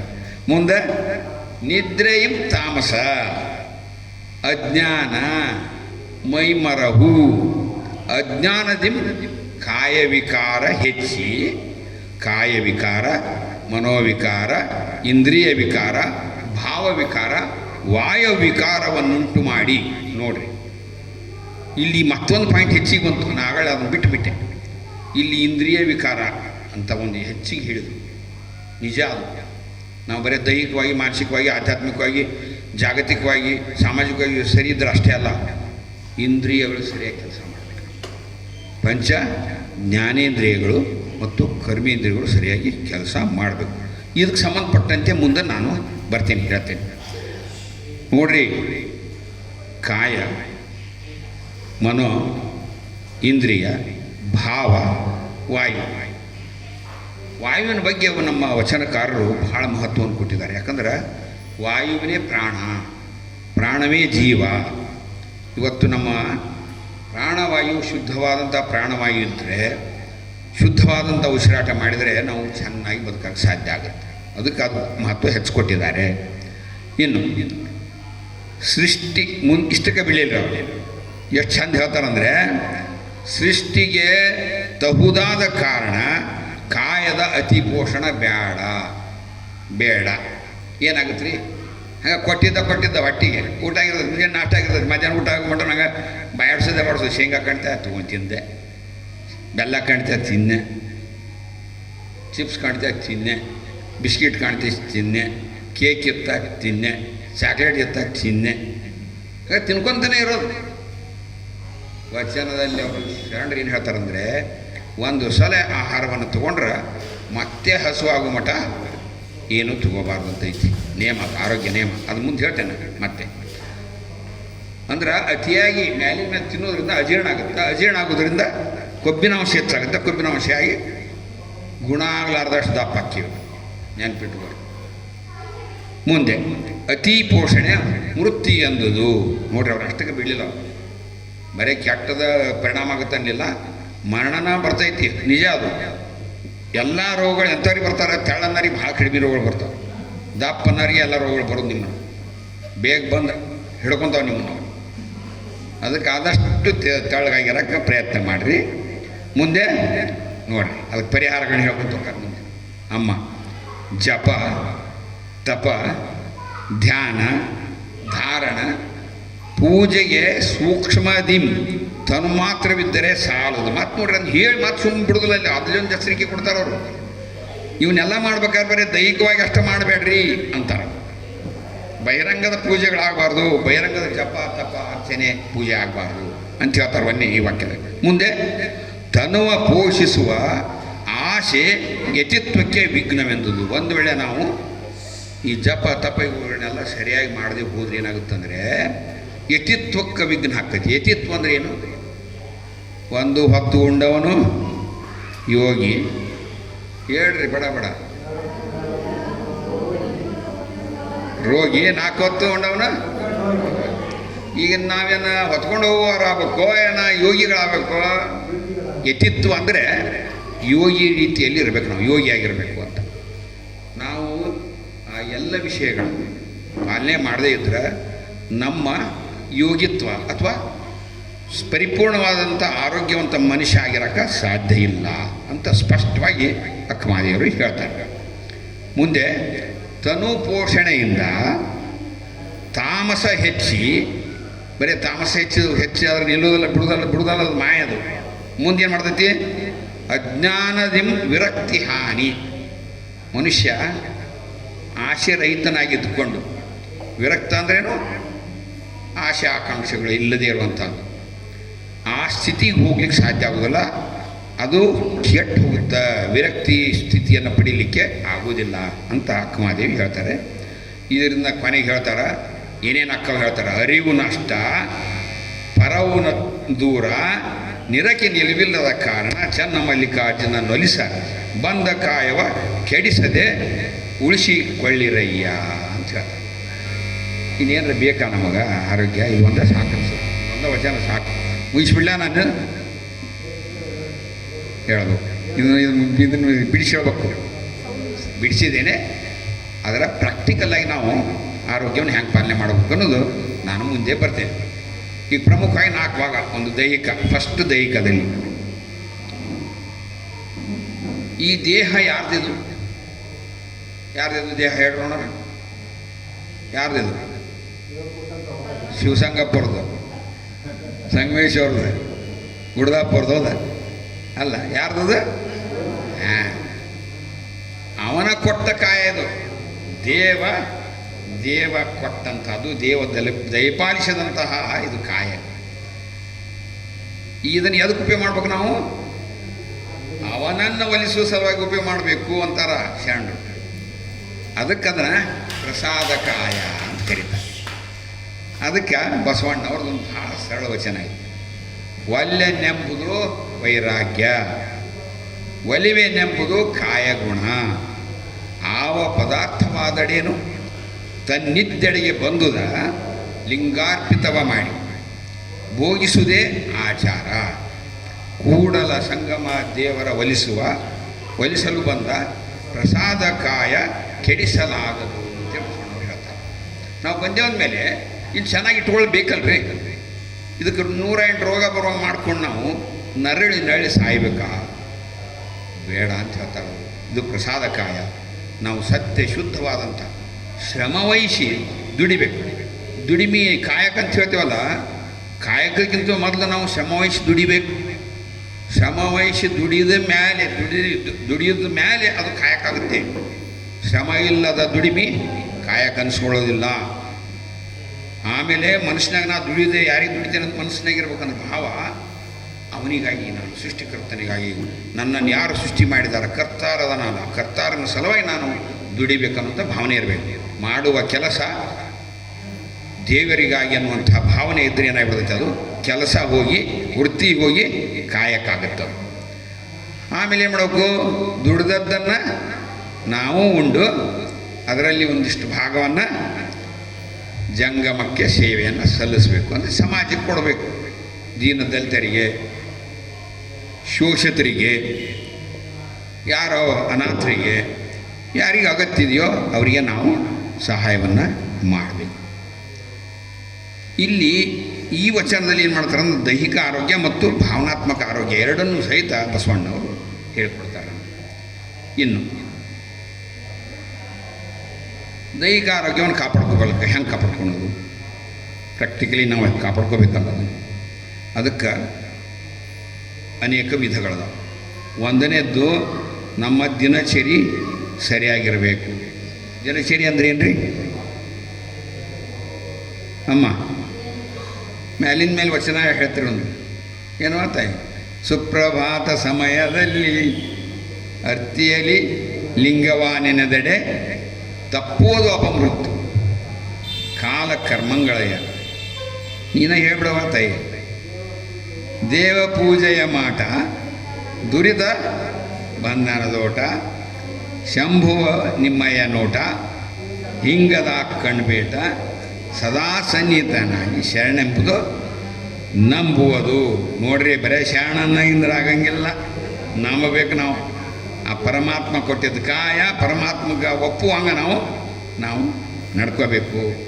ಜಂಗಮಾರ್ಚನೆಯ ಮಾಟ ಕೂಡಲ ಸಂಗನ ಕೂಟ ಎಲ್ಲ ಬಂತ್ರಿ. ನಾವು ಶ್ರಮವಹಿಸಿ ದುಡಿಯಬೇಕು, ದೇಹವನ್ನು ಸರಿಯಾಗಿ ಇಟ್ಕೋಬೇಕು, ಸಮಾಜಕ್ಕೆ ನಮ್ಮ ದುಡಿಮೆಯ ಪಾಲನೆ ಕೊಡಬೇಕು. ಈ ಒಂದು ವಚನದಾಗ ಈ ಮೊಟ್ಟ ಮೊದಲನೇದು ದಿನಚರಿ ನಮ್ಮದು ಏನ್ರಿ, ಕಾಲಕರ್ಮಗಳೆಲ್ಲ ಹೋಗ್ತಾವೆ, ಅಪಮೃತ್ಯುಗಳೆಲ್ಲ ಹೋಗ್ತಾವೆ ಅಂತ. ಬೆಳಿಗ್ಗೆ ಎದ್ದು ನಾವು ಪೂಜೆ ಮಾಡ್ಕೊಳ್ಳೋದು. 8 ಗಂಟೆಗೆ ಹೇಳ್ತಿದ್ದೆ ನಾವು ಈ ಎಲ್ಲ ಶರಣರ ಸಂಘದಾಗ ಬಂದ ಮೇಲೆ ನಾವು ಬುದ್ಧಿ ಕಲ್ತೀವಿ. ನಾವು ಡಾಕ್ಟ್ರಾಗಿ ನನಗೂ ಗೊತ್ತಿದ್ದಿಲ್ಲ ಅಲ್ಲೆಲ್ಲ ಗೊತ್ತಿದ್ದು ಮಾಡ್ತಿದ್ದೆ ತಪ್ಪು. ನಾನು ಆರಾಮಾಗಿ 7:45 ನಾನು ಸಮಯ SSLCಯಿಂದ ಚಾಲುವಾಗಿ ಈಗ 3 ವರ್ಷಗಳ ಹಿಂದಿನವರೆಗೂ ನನ್ನ ಟೈಮ್ ಟೇಬಲ್ ಏನಪ್ಪ ಅಂದರೆ ರಾತ್ರಿ 1ರಿಂದ 3 ಗಂಟೆಗೆ ಮಕ್ಕೊಳ್ಳೋದು, ಬೆಳಿಗ್ಗೆ 8 ಗಂಟೆಗೆ ಹೇಳೋದು. ನಾನು ಕೆಲಸ ಮಾಡ್ತಿದ್ದೆ, ಬಟ್ ಅದು ವಯಸ್ಸಿತ್ತವ ಸಹಿಸ್ಕೊಂತಿದ್ದು. ಈಗ ಅದರ ಪರಿಣಾಮ ಗೊತ್ತಾಗ್ತದೆ. ಒಂದು ನನಗೆ ಅನುಭವಕ್ಕೆ ಬಂದಿದೆ. ದಯವಿಟ್ಟು ನಾನು ವಿನಂತಿ ಮಾಡ್ಕೊಳ್ತೀನಿ ನಿಮಗೆ, ಎಷ್ಟು ಸಾಧ್ಯ ಇದೆಯೋ ಅಷ್ಟು ಚಿಕ್ಕ ವಯಸ್ಸಿನಲ್ಲಿಯೇ ನೀವು ಎಲ್ಲವುಗಳನ್ನು ಜಪ ತಪ ಧ್ಯಾನ ಪೂಜೆ ಅರ್ಚನೆ ಇವನ್ನೆಲ್ಲನೂ ಸ್ವಲ್ಪ ಮಾಡಿರಿ. ಏನು ಭಾಳ ಏನು ಬೇಕಾಗಿಲ್ಲ. ನಾನು ಅನುಭವ ಹೇಳ್ತೇನೆ. 6 ನಿಮಿಷದಲ್ಲಿ ಒಂದು ಪ್ರಾರ್ಥನೆ ಮುಗಿತೈತಿ. ನಾನೇ ಒಂದು ಅಳವಡಿಸ್ಕೊಂಡಿದ್ದೆ. ನನ್ನ ಪ್ರಾರ್ಥನೆ 6 ನಿಮಿಷ ಬೇಕು. ಪ್ರಾರ್ಥನೆ ಆದಮೇಲೆ ಧ್ಯಾನ ದಶಚಕ್ರಗಳ ಅರಿವನ್ನು ಮೂಡಿಸ್ಕೊಳ್ಳೋದು. ಅದನ್ನು ನಾವು ಪ್ರಾರಂಭದಲ್ಲಿ ಸ್ವಲ್ಪ ಜಾಸ್ತಿ ಸಮಯ ತೊಗೊತೈತಿ. ಒಂದು ತಿಂಗಳು 2 ತಿಂಗಳು ನಾವು ರೂಢಿ ಮಾಡಿಬಿಟ್ವಿ ಅಂದ್ರೆ ಕೇವಲ 5 ನಿಮಿಷದಿಂದ 10 ನಿಮಿಷ ಮಾಡಿಕೊಂಡ್ರೆ ಸಾಕು, ನಮ್ಗೆ ಅದ್ರ ಪರಿಣಾಮ. ಅದು ಆದಮೇಲೆ ಲಿಂಗ ಪೂಜೆ ಮಾಡ್ತೀವಿ. ಇಷ್ಟಲಿಂಗ ಪೂಜೆ ಮಾಡ್ಬೇಕಾದ್ರೆ ತ್ರಾಟಕ ಯೋಗ, ತ್ರಾಟಕ ಯೋಗದಲ್ಲಿ ಅದ್ಭುತವಾದಂಥ ಶಕ್ತಿ ಇದೆ, ಅದನ್ನು ಮಾಡಬೇಕು. ನೀವು 5 ನಿಮಿಷ ಮಾಡಿರಿ. ನೀವು ದೃಷ್ಟಿಯೋಗ ಪ್ರಾರ್ಥನೆ ಮಾಡಿ, ಧ್ಯಾನ ಮಾಡಿ 5 ನಿಮಿಷ ಅಲ್ಲ, ನೀವು 2 ನಿಮಿಷದಲ್ಲಿ ಇಷ್ಟಲಿಂಗದ ದೊಡ್ಡ ಅನುಭವ ಪಡಿತೀರಿ. ಇದು ನನ್ನ ಅನುಭವ. ಅದಾದಮೇಲೆ ಪ್ರಸಾದ ನಾವು ತಗೊಳ್ಳೋದು, ಭಗವಂತನಿಗೂ ಅರ್ಪಣೆ ಮಾಡೋದು. ಈ ರೀತಿ ಆದರೆ ನಮ್ಮ ದಿನನಿಚರ್ಯ ಏನಿರ್ತೈತೆ ಅಂದರೆ, ಬೆಳಿಗ್ಗೆ ನಸುಕಿನಿಂದ ಎದ್ದು ರಾತ್ರಿ ಮಲಗುವವರೆಗೂ ಸಮಯಕ್ಕೆ ಸರಿಯಾಗಿ ಆಹಾರವನ್ನು ಸೇವನೆ ಮಾಡಬೇಕು. ಒಳ್ಳೆಯ ಆಹಾರಗಳನ್ನು, ಪೌಷ್ಟಿಕ ಆಹಾರಗಳನ್ನು ಸೇವನೆ ಮಾಡಬೇಕು. ನಾನು ಎಲ್ಲ ಬಿಡಿಸಿ ಹೇಳೋದಿಲ್ಲ, ಒಂದೇ ಶಬ್ದ ಉಪಯೋಗ ಮಾಡಿಬಿಡ್ತೇನೆ. ಬೆಳಿಗ್ಗೆ ಎದ್ದ ಕೂಡಲೇ ಶೌಚ ವಿಧಿಗಳಿರ್ತಾವೆ, ಹಲ್ಲು ಚೂದಿರ್ತೈತಿ. ಈಗೆಲ್ಲ ಬೆಡ್ ಕಾಫಿ ಬಂದಾವೆ ಗೊತ್ತಲ್ಲ, ಅಲ್ಲಿ ಇನ್ನು ಹಾಳುಗಳನ್ನೆಲ್ಲ ಅಲ್ಲೇ ಬೆಡ್ನಾಗ ಕುತ್ಕೊಂಡು ತೊಗೊಂಡೋಗಿ ಕೊಡ್ಬೇಕು. ಅವು ಯಾರ ಮನ್ಯಾಗ ಏಂತೋ ಯಾರೋ ಆಳುಗಳು, ಏನು ಏಂತೂ ಕೊಡೋದಿಲ್ಲ, ಈಗ ಆಳುಗಳ ಕೊಡೋದು. ಅಲ್ಲಿಂದ ಚಲೋರಿ ಅನಾರೋಗ್ಯ. ಹಂಗಲ್ಲ, ನಾವು ಒಳ್ಳೆ ಎಲ್ಲ ಈ ವಿಧಿವಿಧಾನಗಳು ಏನದಾವಲ್ಲ, ಶೌಚ ವಿಧಿಗಳು ಮತ್ತು ಪೂಜಾ ಅಥವಾ ಅರ್ಚನಾ ವಿಧಿಗಳನ್ನೆಲ್ಲ ಮುಗಿದ ಮೇಲೆ ಆಹಾರಕ್ಕೆ ಹೋಗಬೇಕು, ಪ್ರಸಾದಕ್ಕೆ ಹೋಗಬೇಕು. ಅದಾದಮೇಲೆ ನಮ್ಮ ಕಾಯಕಕ್ಕೆ ಹೋಗಬೇಕು. ಸಮಯಕ್ಕೆ ಸರಿಯಾಗಿ ಕಾಯಕ ಮಾಡೋದು, ಸಮಯಕ್ಕೆ ಸರಿಯಾಗಿ ಆಹಾರ ಮತ್ತು ವಿಹಾರಗಳನ್ನ ಮಾಡೋದು. ಇದು ಇಡೀ ಒಂದು ದಿನಚರಿಯಲ್ಲಿ ನಾವು ಮಾಡೋದಕ್ಕೆ ದಿನಚರ್ಯ ಅಂತಾರೆ. ಇನ್ನು 2ನೇ ಭಾಗ ಋತುಚರ್ಯ. ಋತುಚರ್ಯ ಅಂದರೆ ಏನು? ಒಂದು ವರ್ಷದಲ್ಲಿ ಎಷ್ಟು ಕಾಲಗಳದಾವು? 3 ಕಾಲಗಳು: ಮಳೆಗಾಲ, ಚಳಿಗಾಲ, ಬೇಸಿಗೆ ಕಾಲ. ಒಂದೊಂದು ಕಾಲದಲ್ಲಿ 2 ಋತುಗಳು. ಒಂದು ಕಾಲದಲ್ಲಿ 2 ಋತು ಅಂದರೆ 6 ಋತುಗಳದಾವು. 6 ಋತುವಿನಲ್ಲಿ ಈ ಸೃಷ್ಟಿಯ ಸ್ವಭಾವ, ಗುಣಗಳು, ಪರಿಣಾಮಗಳು ಬೇರೆ ಬೇರೆ ಆಗಿರ್ತಾವೆ. 2 ತಿಂಗಳಿಗೊಮ್ಮೆ ಬದಲಾವಣೆ ಮಾಡ್ತೈತಿ ಪ್ರಕೃತಿ. ಯಾಕೆ ಮಾಡ್ತೈತಿ ಗೊತ್ತರ? ಒಂದು ವೇಳೆ ಬರೀ ಮಳೆಗಾಲ ಇಟ್ಟಿದ್ರಿ ನಾವು ಬದುಕ್ತಿದ್ವಿ, ನಾವು ಬರೀ ಬೇಸಿಗೆ ಕಾಲ ಇಟ್ಟಿದ್ದು ಬದುಕ್ತಿದ್ವಿ, ಬರೀ ಚಳಿಗಾಲ ಇಟ್ಟಿದ್ದು ಬದುಕ್ತಿದ್ವಿ? ಇಲ್ಲ. ಪರಮಾತ್ಮ ಅಷ್ಟೊಂದು ಅದ್ಭುತವಾದ ರಚನೆಯನ್ನು ಮಾಡಿಕೊಟ್ಟಾನ. ನಾವು ಅದ್ರ ತಕ್ಕಂತೆ ನಾವು ನಡ್ಕೋಬೇಕು. ನಿಸರ್ಗ ನಿಯಮಗಳಿಗೆ ತಕ್ಕಂತೆ ನಾವು ಆಹಾರ ಮತ್ತು ವಿಹಾರ, ನಮ್ಮ ಚಟುವಟಿಕೆಗಳೆಲ್ಲವೂ ಹೆಂಗಿರಬೇಕು? ಆಯಾ ಕಾಲಕ್ಕೆ ತಕ್ಕಂತೆ. ಈಗ ಚಳಿ ಐತಿ, ಮಳೆಗಾಲ ಐತಿ, ಚಳಿ ಆಗಲಾರ್ದಂಗೆ ನಮ್ಮನ್ನು ರಕ್ಷಣೆ ಮಾಡ್ಕೋಬೇಕು. ಅದಕ್ಕೆ ತಕ್ಕಂತನ ಆಹಾರವನ್ನು, ಬಿಸಿ ಆಹಾರ ಊಟ ಮಾಡಬೇಕು. ಬೇಸಿಗೆ ಕಾಲದಾಗ ಆದಷ್ಟು ಸ್ವಲ್ಪ ಆರಿದ ಆಹಾರಗಳನ್ನು ಊಟ ಮಾಡಬೇಕು. ಚಳಿಗಾಲದಲ್ಲಿ ಸಮ ಪ್ರಮಾಣದಲ್ಲಿ ಊಟ ಮಾಡಬೇಕು. ಹಿಂಗೆ ಕಾಲಕ್ಕೆ ತಕ್ಕಂತೆ 6 ಕಾಲಗಳನ್ನು ಅಷ್ಟು ಹೇಳ್ತೇನೆ ನಾನು. 6 ಕಾಲಗಳಲ್ಲಿ ಯಾವ ರೀತಿ ಆಹಾರ ವಿಹಾರಗಳಿರ್ತಾವೆ ಅನ್ನೋದನ್ನು ನೀವು ಆಸಕ್ತಿಯಿಂದ ಬಂದರೆ ನನ್ನಲ್ಲಿ ಅದೇ ಇದು ಏನು ನೀವು ನಾ ಇವತ್ತು ಹೇಳಕತ್ತೆ ಅದೇ ಪುಸ್ತಕ ಇದೆ, ಒಂದು ಪುಸ್ತಕ ಕೊಡ್ತೀನಿ ನಿಮಗೆ. ಭಾಳ ಈಸಿಯಾಗಿ ಐತಿ, ಓದ್ಕೊಂಡು ಮಾಡ್ಬೋದು. ಶಿಶಿರ ಋತು ಇದನ್ನು ನಮ್ಮ, ಯಾಕಂದ್ರೆ ನಮಗೆ ಯಾವುದೋ ಋತು, ನಕ್ಷತ್ರ, ತಿಥಿ, ನಮ್ಮ ಕ್ಯಾಲೆಂಡರ್ ನಮ್ಗೆ ಗೊತ್ತಾಗೋದಿಲ್ಲ, ಮರ್ತುಬಿಟ್ಟೇವೆ ನಾವೆಲ್ಲ. ಬರೀ ಇಂಗ್ಲೀಷ್ ಕ್ಯಾಲೆಂಡರ್ ಪಾಲಿಸ್ತೀವಿ, ಜನವರಿ, ಫೆಬ್ರವರಿ, ಮಾರ್ಚ್ ಅಂತ. ಅದಕ್ಕೆ ತಕ್ಕಂಗೆ ಈ ಋತುಗಳು ಹೇಳ್ಬಿಡ್ತೀನಿ. ಒಂದನೇದು ಶಿಶಿರ ಋತು, ಜನವರಿ 16ನೇ ತಾರೀಕಿನಿಂದ ಮಾರ್ಚ್ 15ರವರೆಗೆ 2 ತಿಂಗಳು ಶಿಶಿರ ಋತು. ನೆಕ್ಸ್ಟ್ ವಸಂತ ಋತು, ಮಾರ್ಚ್ 16ರಿಂದ ಮೇ 15ರವರೆಗೂ ವಸಂತ ಋತು. ಗ್ರೀಷ್ಮ ಋತು ಮೇ 16ರಿಂದ ಜುಲೈ 15ರವರೆಗೆ. ವರ್ಷಾ ಋತು ಅಂದರೆ ಈಗ ಬಂದಿದೆ, ಜುಲೈ 16ರಿಂದ ಸೆಪ್ಟೆಂಬರ್ 15ರವರೆಗೆ. ಈಗ ಮಳೆ ಸ್ವಲ್ಪ ಬೇಗ ಚಲುವಾಗೈತೆ, ಅದಕ್ಕೆ ನಾವು ಮಳೆಗಾಲ ಐತಿ. ಇನ್ನು ಮುಂದಿನ ತಿಂಗಳು ನಿಜವಾದ ವರ್ಷಾ ಋತು ಪ್ರಾರಂಭ ಆಗುತ್ತೆ. ಶರದ್ ಋತು ಸೆಪ್ಟೆಂಬರ್ 16ರಿಂದ ನವಂಬರ್ 15ರವರೆಗೆ. ಹೇಮಂತ ಋತು 6ನೇ ಋತು ನವಂಬರ್ 16ರಿಂದ ಜನವರಿ 15ರವರೆಗೆ. ಅಂದರೆ ಆ ಕಾಲಗಳಿಗೆ ತಕ್ಕಂತೆ ನಾವು ಈ ಬ್ರಿಟಿಷ್ ಕ್ಯಾಲೆಂಡರು ಪಾಲಿಸೋದ್ರಿಂದ ನಾನು ಇದನ್ನು ನಿಮಗೆ ಹೇಳ್ಕೊಟ್ಟಿದ್ದೇನೆ. ಇದ್ರ ತಕ್ಕಂತೆಯೇ ನಾವು ಏನೇನು ಆಯಾ ಕಾಲದಲ್ಲಿ 6 ಕಾಲದಲ್ಲಿ ನಾವು ಎಂಥ ಆಹಾರ ಊಟ ಮಾಡಬೇಕು, ಎಂಥದನ್ನು ಮಾಡಬಾರ್ದು, ಎಂಥ ಚಟುವಟಿಕೆಗಳನ್ನು ಮಾಡಬಾರ್ದು, ಎಂತಹ ವ್ಯಾಯಾಮ, ದೈಹಿಕ ಶ್ರಮ ಮಾಡಬಾರ್ದು, ಅದೆಲ್ಲವೂ ಕೂಡ ಆ ಪುಸ್ತಕದಲ್ಲಿದೆ. ಇಲ್ಲಿ ನೀವು ತಿಳ್ಕೊಬೇಕಾಗಿದ್ದು ಸೂತ್ರವನ್ನು ಮಾತ್ರ. ಕಾಲ ಯಾವುದಿರ್ತೈತಿ ಅದಕ್ಕೆ ತಕ್ಕಂಗೆ ನಮ್ಮ ಆಹಾರಗಳು ವಿಹಾರಗಳು ಇರಬೇಕು. ಇನ್ನು 3ನೇದು ಬಹಳ ಪ್ರಮುಖ, ಪ್ರಕೃತಿಗೆ ಅನುಗುಣವಾಗಿ ನಾವು ಆಹಾರವನ್ನು ವಿಹಾರವನ್ನು ಮಾಡಬೇಕು. ಪ್ರಕೃತಿ ಅಂದ್ರೇನು? ಇಡೀ ಪ್ರಪಂಚದಲ್ಲಿರುವಂತಹ ಎಲ್ಲ ಜೀವರಾಶಿಗಳು 3 ವಿಧವಾದಂತಹ ಅವ್ರದ್ದು ಪ್ರಕೃತಿ ಇದೆ. ವಿಂಗಡಣೆ ಮಾಡಿದ್ದಾರೆ 3 ಭಾಗ. ಒಂದನೇದ್ದು ವಾತ ಪ್ರಕೃತಿ, ಪಿತ್ತ ಪ್ರಕೃತಿ, ಕಫ ಪ್ರಕೃತಿ. ಈಗ ಹೆಂಗೆ 3 ಕಾಲಗಳದಾವಲ್ಲ, ಅದೇ ರೀತಿ 3 ಪ್ರಕೃತಿಯಿಂದ ನಾವು ಇರ್ತೇವೆ. ಯಾರೇ ಇರಲವ್ರು, ಇಡೀ ನಾವು ಪ್ರಪಂಚದಾಗ 8 ಕೋಟಿ ಚಿಲ್ಲರೆ ಅದೇವಿ. ಎಲ್ಲರೂ ಒಬ್ಬರಿಂದ ಒಬ್ಬರಂಗಿಲ್ಲ. ಆದರೆ ಒಂದು ಸಮೀಕರಣ ಮಾಡಿದಾಗ 3 ಭಾಗಗಳನ್ನು ಮಾಡಿದ್ದಾರೆ. ನಮ್ಮ ಆಯುರ್ವೇದದಲ್ಲಿ ಏನು ಮಾಡ್ತಾರೆ, ಒಂದೊಂದು ಪ್ರಕೃತಿಗೆ 20 ಗುಣಗಳನ್ನ ಹೇಳ್ತಾರೆ. ಅವುಗಳನ್ನ ಅರಿತು ನಮ್ಮ ಪ್ರಕೃತಿಯನ್ನು ನಾವೇ ತಿಳ್ಕೊಬೋದು. ಡಾಕ್ಟ್ರ್ ಅಂತ ಹೋಗೋದು ಅವಶ್ಯಕತೆ ಇಲ್ಲ. ಅದು ಆ ಬುಕ್ನಲ್ಲಿದೆ. ಏನಂದರೆ ನಾವು ನಮ್ಮದು ಯಾವ ಪ್ರಕೃತಿಯನ್ನು ನೋಡ್ಕೋಬೇಕು, ಆ ಪ್ರಕೃತಿಗೆ ತಕ್ಕಂತೆ ನಾವು ಎಂಥ ಆಹಾರಗಳನ್ನು ತಗೋಬೇಕು, ಎಂಥ ಚಟುವಟಿಕೆ ಮಾಡಬೇಕು ಅನ್ನೋದನ್ನು ತಿಳಿದು ನಾವು ಆರೋಗ್ಯ ಕಾಪಾಡ್ಕೋಬೇಕು. ಇನ್ನು ಕೊನೆಯದಾಗಿ ಇದು ವೇಗಾವರೋಧ. ವೇಗಾವರೋಧಗಳಂದರೆ ಇವು ನೈಸರ್ಗಿಕ ಕ್ರಿಯೆಗಳು. ಅವು ನಮ್ಮ ಕಂಟ್ರೋಲ್ ಇರೋದಿಲ್ಲ. ಎಲ್ಲೇ ಒಂದು ಕಡೆ ಧೂಳು ಇರ್ತದೆ, ಧೂಳು ಅಂತ ಹೋಗ್ಗಳು ಏನಾಗುತ್ತೆ ನಿಮ್ಗೆ? ಏನು ಬರ್ತದೆ? ಏನಾಗುತ್ತೆ? ವಚನ ಪಠಣ ಮಾಡಿದಲ್ಲ ನಮ್ಮ ತಾಯಿ, ಧೂಳು ನಲ್ಲಿ ಹೋಗುತ್ತಲೇ ಏನಾಗುತ್ತೆ? ಏನಾಗುತ್ತೆ ಹೇಳಮ್ಮ. ಈಗ ಕಸ ಹೊಡಿದ ಧೂಳ ಜಾಡಿಸಿರ್ತೀವಿ, ಏನಾಗುತ್ತೆ ನಿಮಗೆ? ಸೀನ್ ಬರ್ತದೆ. ಹೇಳಮ್ಮ, ಗಟ್ಟಿಗೆ ಹೇಳು, ಅನ್ಸಬೇಡ. ಸೀನ್ ಬರ್ತೈತಿಲ್ರಿ.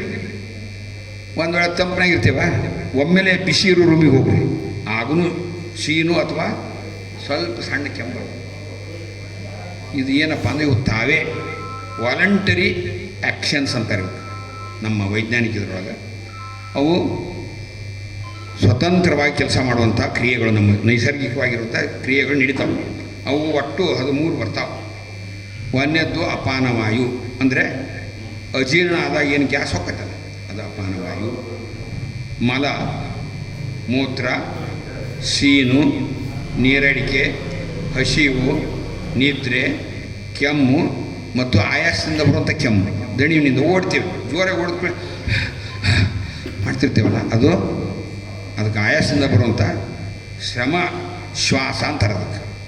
ಅಂಥ ದಣಿವು, ಆಕಳಿಕೆ, ಕಣ್ಣೀರು, ವಾಂತಿ, ವೀರ್ಯ ಮತ್ತು ಮುಟ್ಟು, ಇವೆಲ್ಲ ನೈಸರ್ಗಿಕವಾಗಿರುವಂಥ ಕ್ರಿಯೆಗಳು. ಅವು ತಮ್ಮ ಟೈಮಿಗೆ ತಾವು ನಡೀತಿರ್ತಾವೆ. ಇವನ್ನ ಯಾವ ತಡಿಬಾರ್ದು.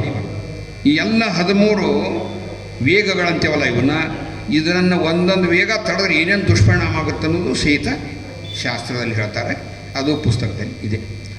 ಇಷ್ಟು ದೈಹಿಕ ಆರೋಗ್ಯನ ಕಾಪಾಡ್ಕೋಬೇಕಾದ್ರೆ ಒಂದನೇದ್ದು ದಿನಚರಿ, ಎರಡನೇದ್ದು ದಿನಚರಿ ಅಂದರೆ ಇಡೀ ಒಂದು ದಿನದಲ್ಲಿ ನಾವು ಯಾವ ರೀತಿ ಇರಬೇಕು ಅನ್ನೋದು, ಎರಡನೇದ್ದು ಋತುಚರಿ ಅಂದ್ರೆ ಋತುಗಳಲ್ಲಿ ಯಾವ್ಯಾವ ರೀತಿ ಇರಬೇಕು ಅನ್ನೋಂಥದ್ದು, ಮೂರನೇದ್ದು ನಮ್ಮ ಪ್ರಕೃತಿಗೆ ಅನುಗುಣವಾಗಿ ನಾವು ಇರಬೇಕು, ನಾಲ್ಕನೇದ್ದು ಏನು ನೈಸರ್ಗಿಕವಾದ ಕ್ರಿಯೆಗಳದಾವು ಅವನ್ನ ತಡಿಬಾರ್ದು. ಈಗ ಒಂದು ವೇಳೆ ಕೆಮ್ಮು ಬಂದಿರ್ತೈತಿ, ಇಲ್ಲಿ ಕುಂತ್ಕೊಂಡೀವಿ ಉಪನ್ಯಾಸ ನಡೆದೈತಿ, ನಾವು ಕೆಮ್ಮಬಾರ್ದಂತೆ ಹಿಡ್ಕೊಂಡು ಬಿಟ್ರಿ ಅಂದ್ರೆ ರಿವರ್ಸ್ ಸ್ಪ್ಯಾಸಮ್ಸ್ ಅಲ್ವಕ್ಕ ಪುಪ್ಪಸದಲ್ಲಿ, ಅದರಿಂದ ಬಹಳ ತೀವ್ರವಾದಂಥ ತೊಂದರೆ ಪುಪ್ಪಸ ರೋಗಗಳು ಬರ್ತಾವೆ. ಹಂಗೆ ಒಂದು ಉದಾಹರಣೆ ಕೊಟ್ಟಷ್ಟೇ, ಆ ರೀತಿ ಮಾಡಬೇಕು. ಇದನ್ನು ಒಟ್ಟಾರೆಯಾಗಿ ಈ 4 ಭಾಗ ಮಾಡಿ ಹೇಳಿದೆ ನಾನು ದೈಹಿಕ ಆರೋಗ್ಯ. ಒಟ್ಟಾರೆಯಾಗಿ ಒಂದು ಗಾದಿ ಮಾತೈತೆ ಹಳ್ಳ್ಯಾಗ, ಇದು ಚಿತ್ರದುರ್ಗದಿಂದ ಆ ಕಡೆ ಕೆಳಗೆ ಭಾರ ಐತಿ. ಮುದ್ದಿ, ನಿದ್ದಿ, ಲದ್ದಿ ಇವು 3 ಸರಿ ಇದ್ರೆ ನೀ ಜೀವನ ಗೆದ್ದಿ ಅಂತಾರೆ. ಗೊತ್ತಾಯ್ತಲ್ಲ? ಮುದ್ದೆ ಅಂದರೆ ಊಟ ಸರಿ ಇರಬೇಕು, ನಿದ್ದೆ ಚೆನ್ನಾಗಿ ಬರ್ತೈತೆ ಅಂದ್ರೆ ಅವ್ರು ನಿಜವಾದ ಆರೋಗ್ಯವಂತರದಾರಂತ. ಲದ್ದಿ ಅಂದ್ರೆ ಬಯಲು ಕಡೆ ಸಾಫ್ ಆಗ್ತಿರ್ಬೇಕು. ಇವು 3 ಸರಿ ಇದ್ವು ಅಂದ್ರೆ ನೀವೆಲ್ಲ ಸರಿ ಇದ್ದೀರಿ ಅಂತೇಳಿ ಇದೊಂದು ಟೆಸ್ಟ್ ನೀವೇ ಮಾಡ್ಕೊಳ್ಳೋದು. ಡಾಕ್ಟ್ರ್ ಬೇಕಾಗಿದೆ. ಇನ್ನು ಮಾನಸಿಕ ಆರೋಗ್ಯ, ಶೇಖರ್ ಎಲ್ಲಿದಾರ? ಎಷ್ಟಾಗ್ತದೆ ಸಮಯ? ಮಾನಸಿಕ ಆರೋಗ್ಯ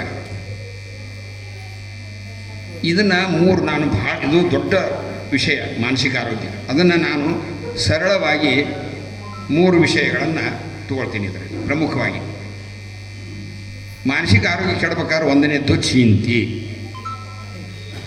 ಎರಡನೇದ್ದು ಭಾಳ ದೇವ್ರನ್ನ ಪೂಜೆ ಮಾಡೋದು, ಬಹುದೇವಾಭಾಸನೆ, ಮೂರನೇದ್ದು ಮೂಢನಂಬಿಕೆಗಳು.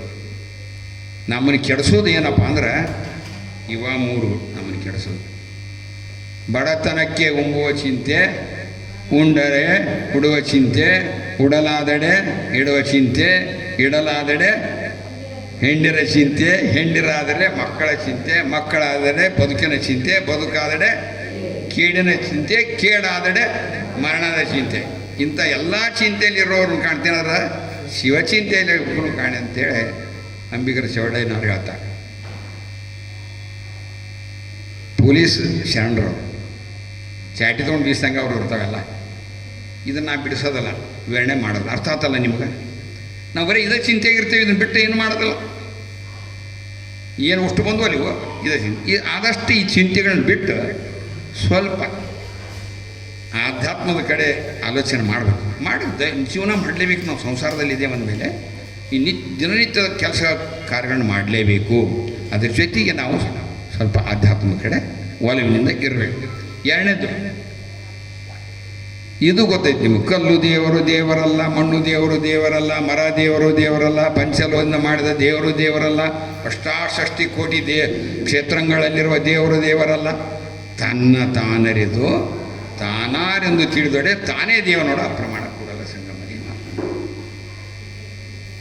ಎರಡನೇದ್ದು ಒಂದ ದೇವರು ಯಾರು? ಇಷ್ಟಲಿಂಗ.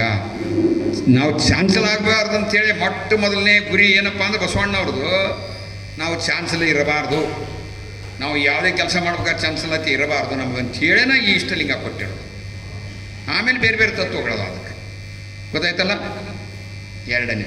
ಇನ್ನು ಮೂರನೇದು ನೀರ ಕಂಡಲ್ಲಿ ಮುಳುಗುವರಯ್ಯ, ಮರವ ಕಂಡಲ್ಲಿ ದಸರಾ ಬಂದ್ಕೊಳ್ಳಿ 9 ದಿನ ಸುತ್ತುವರಯ್ಯ.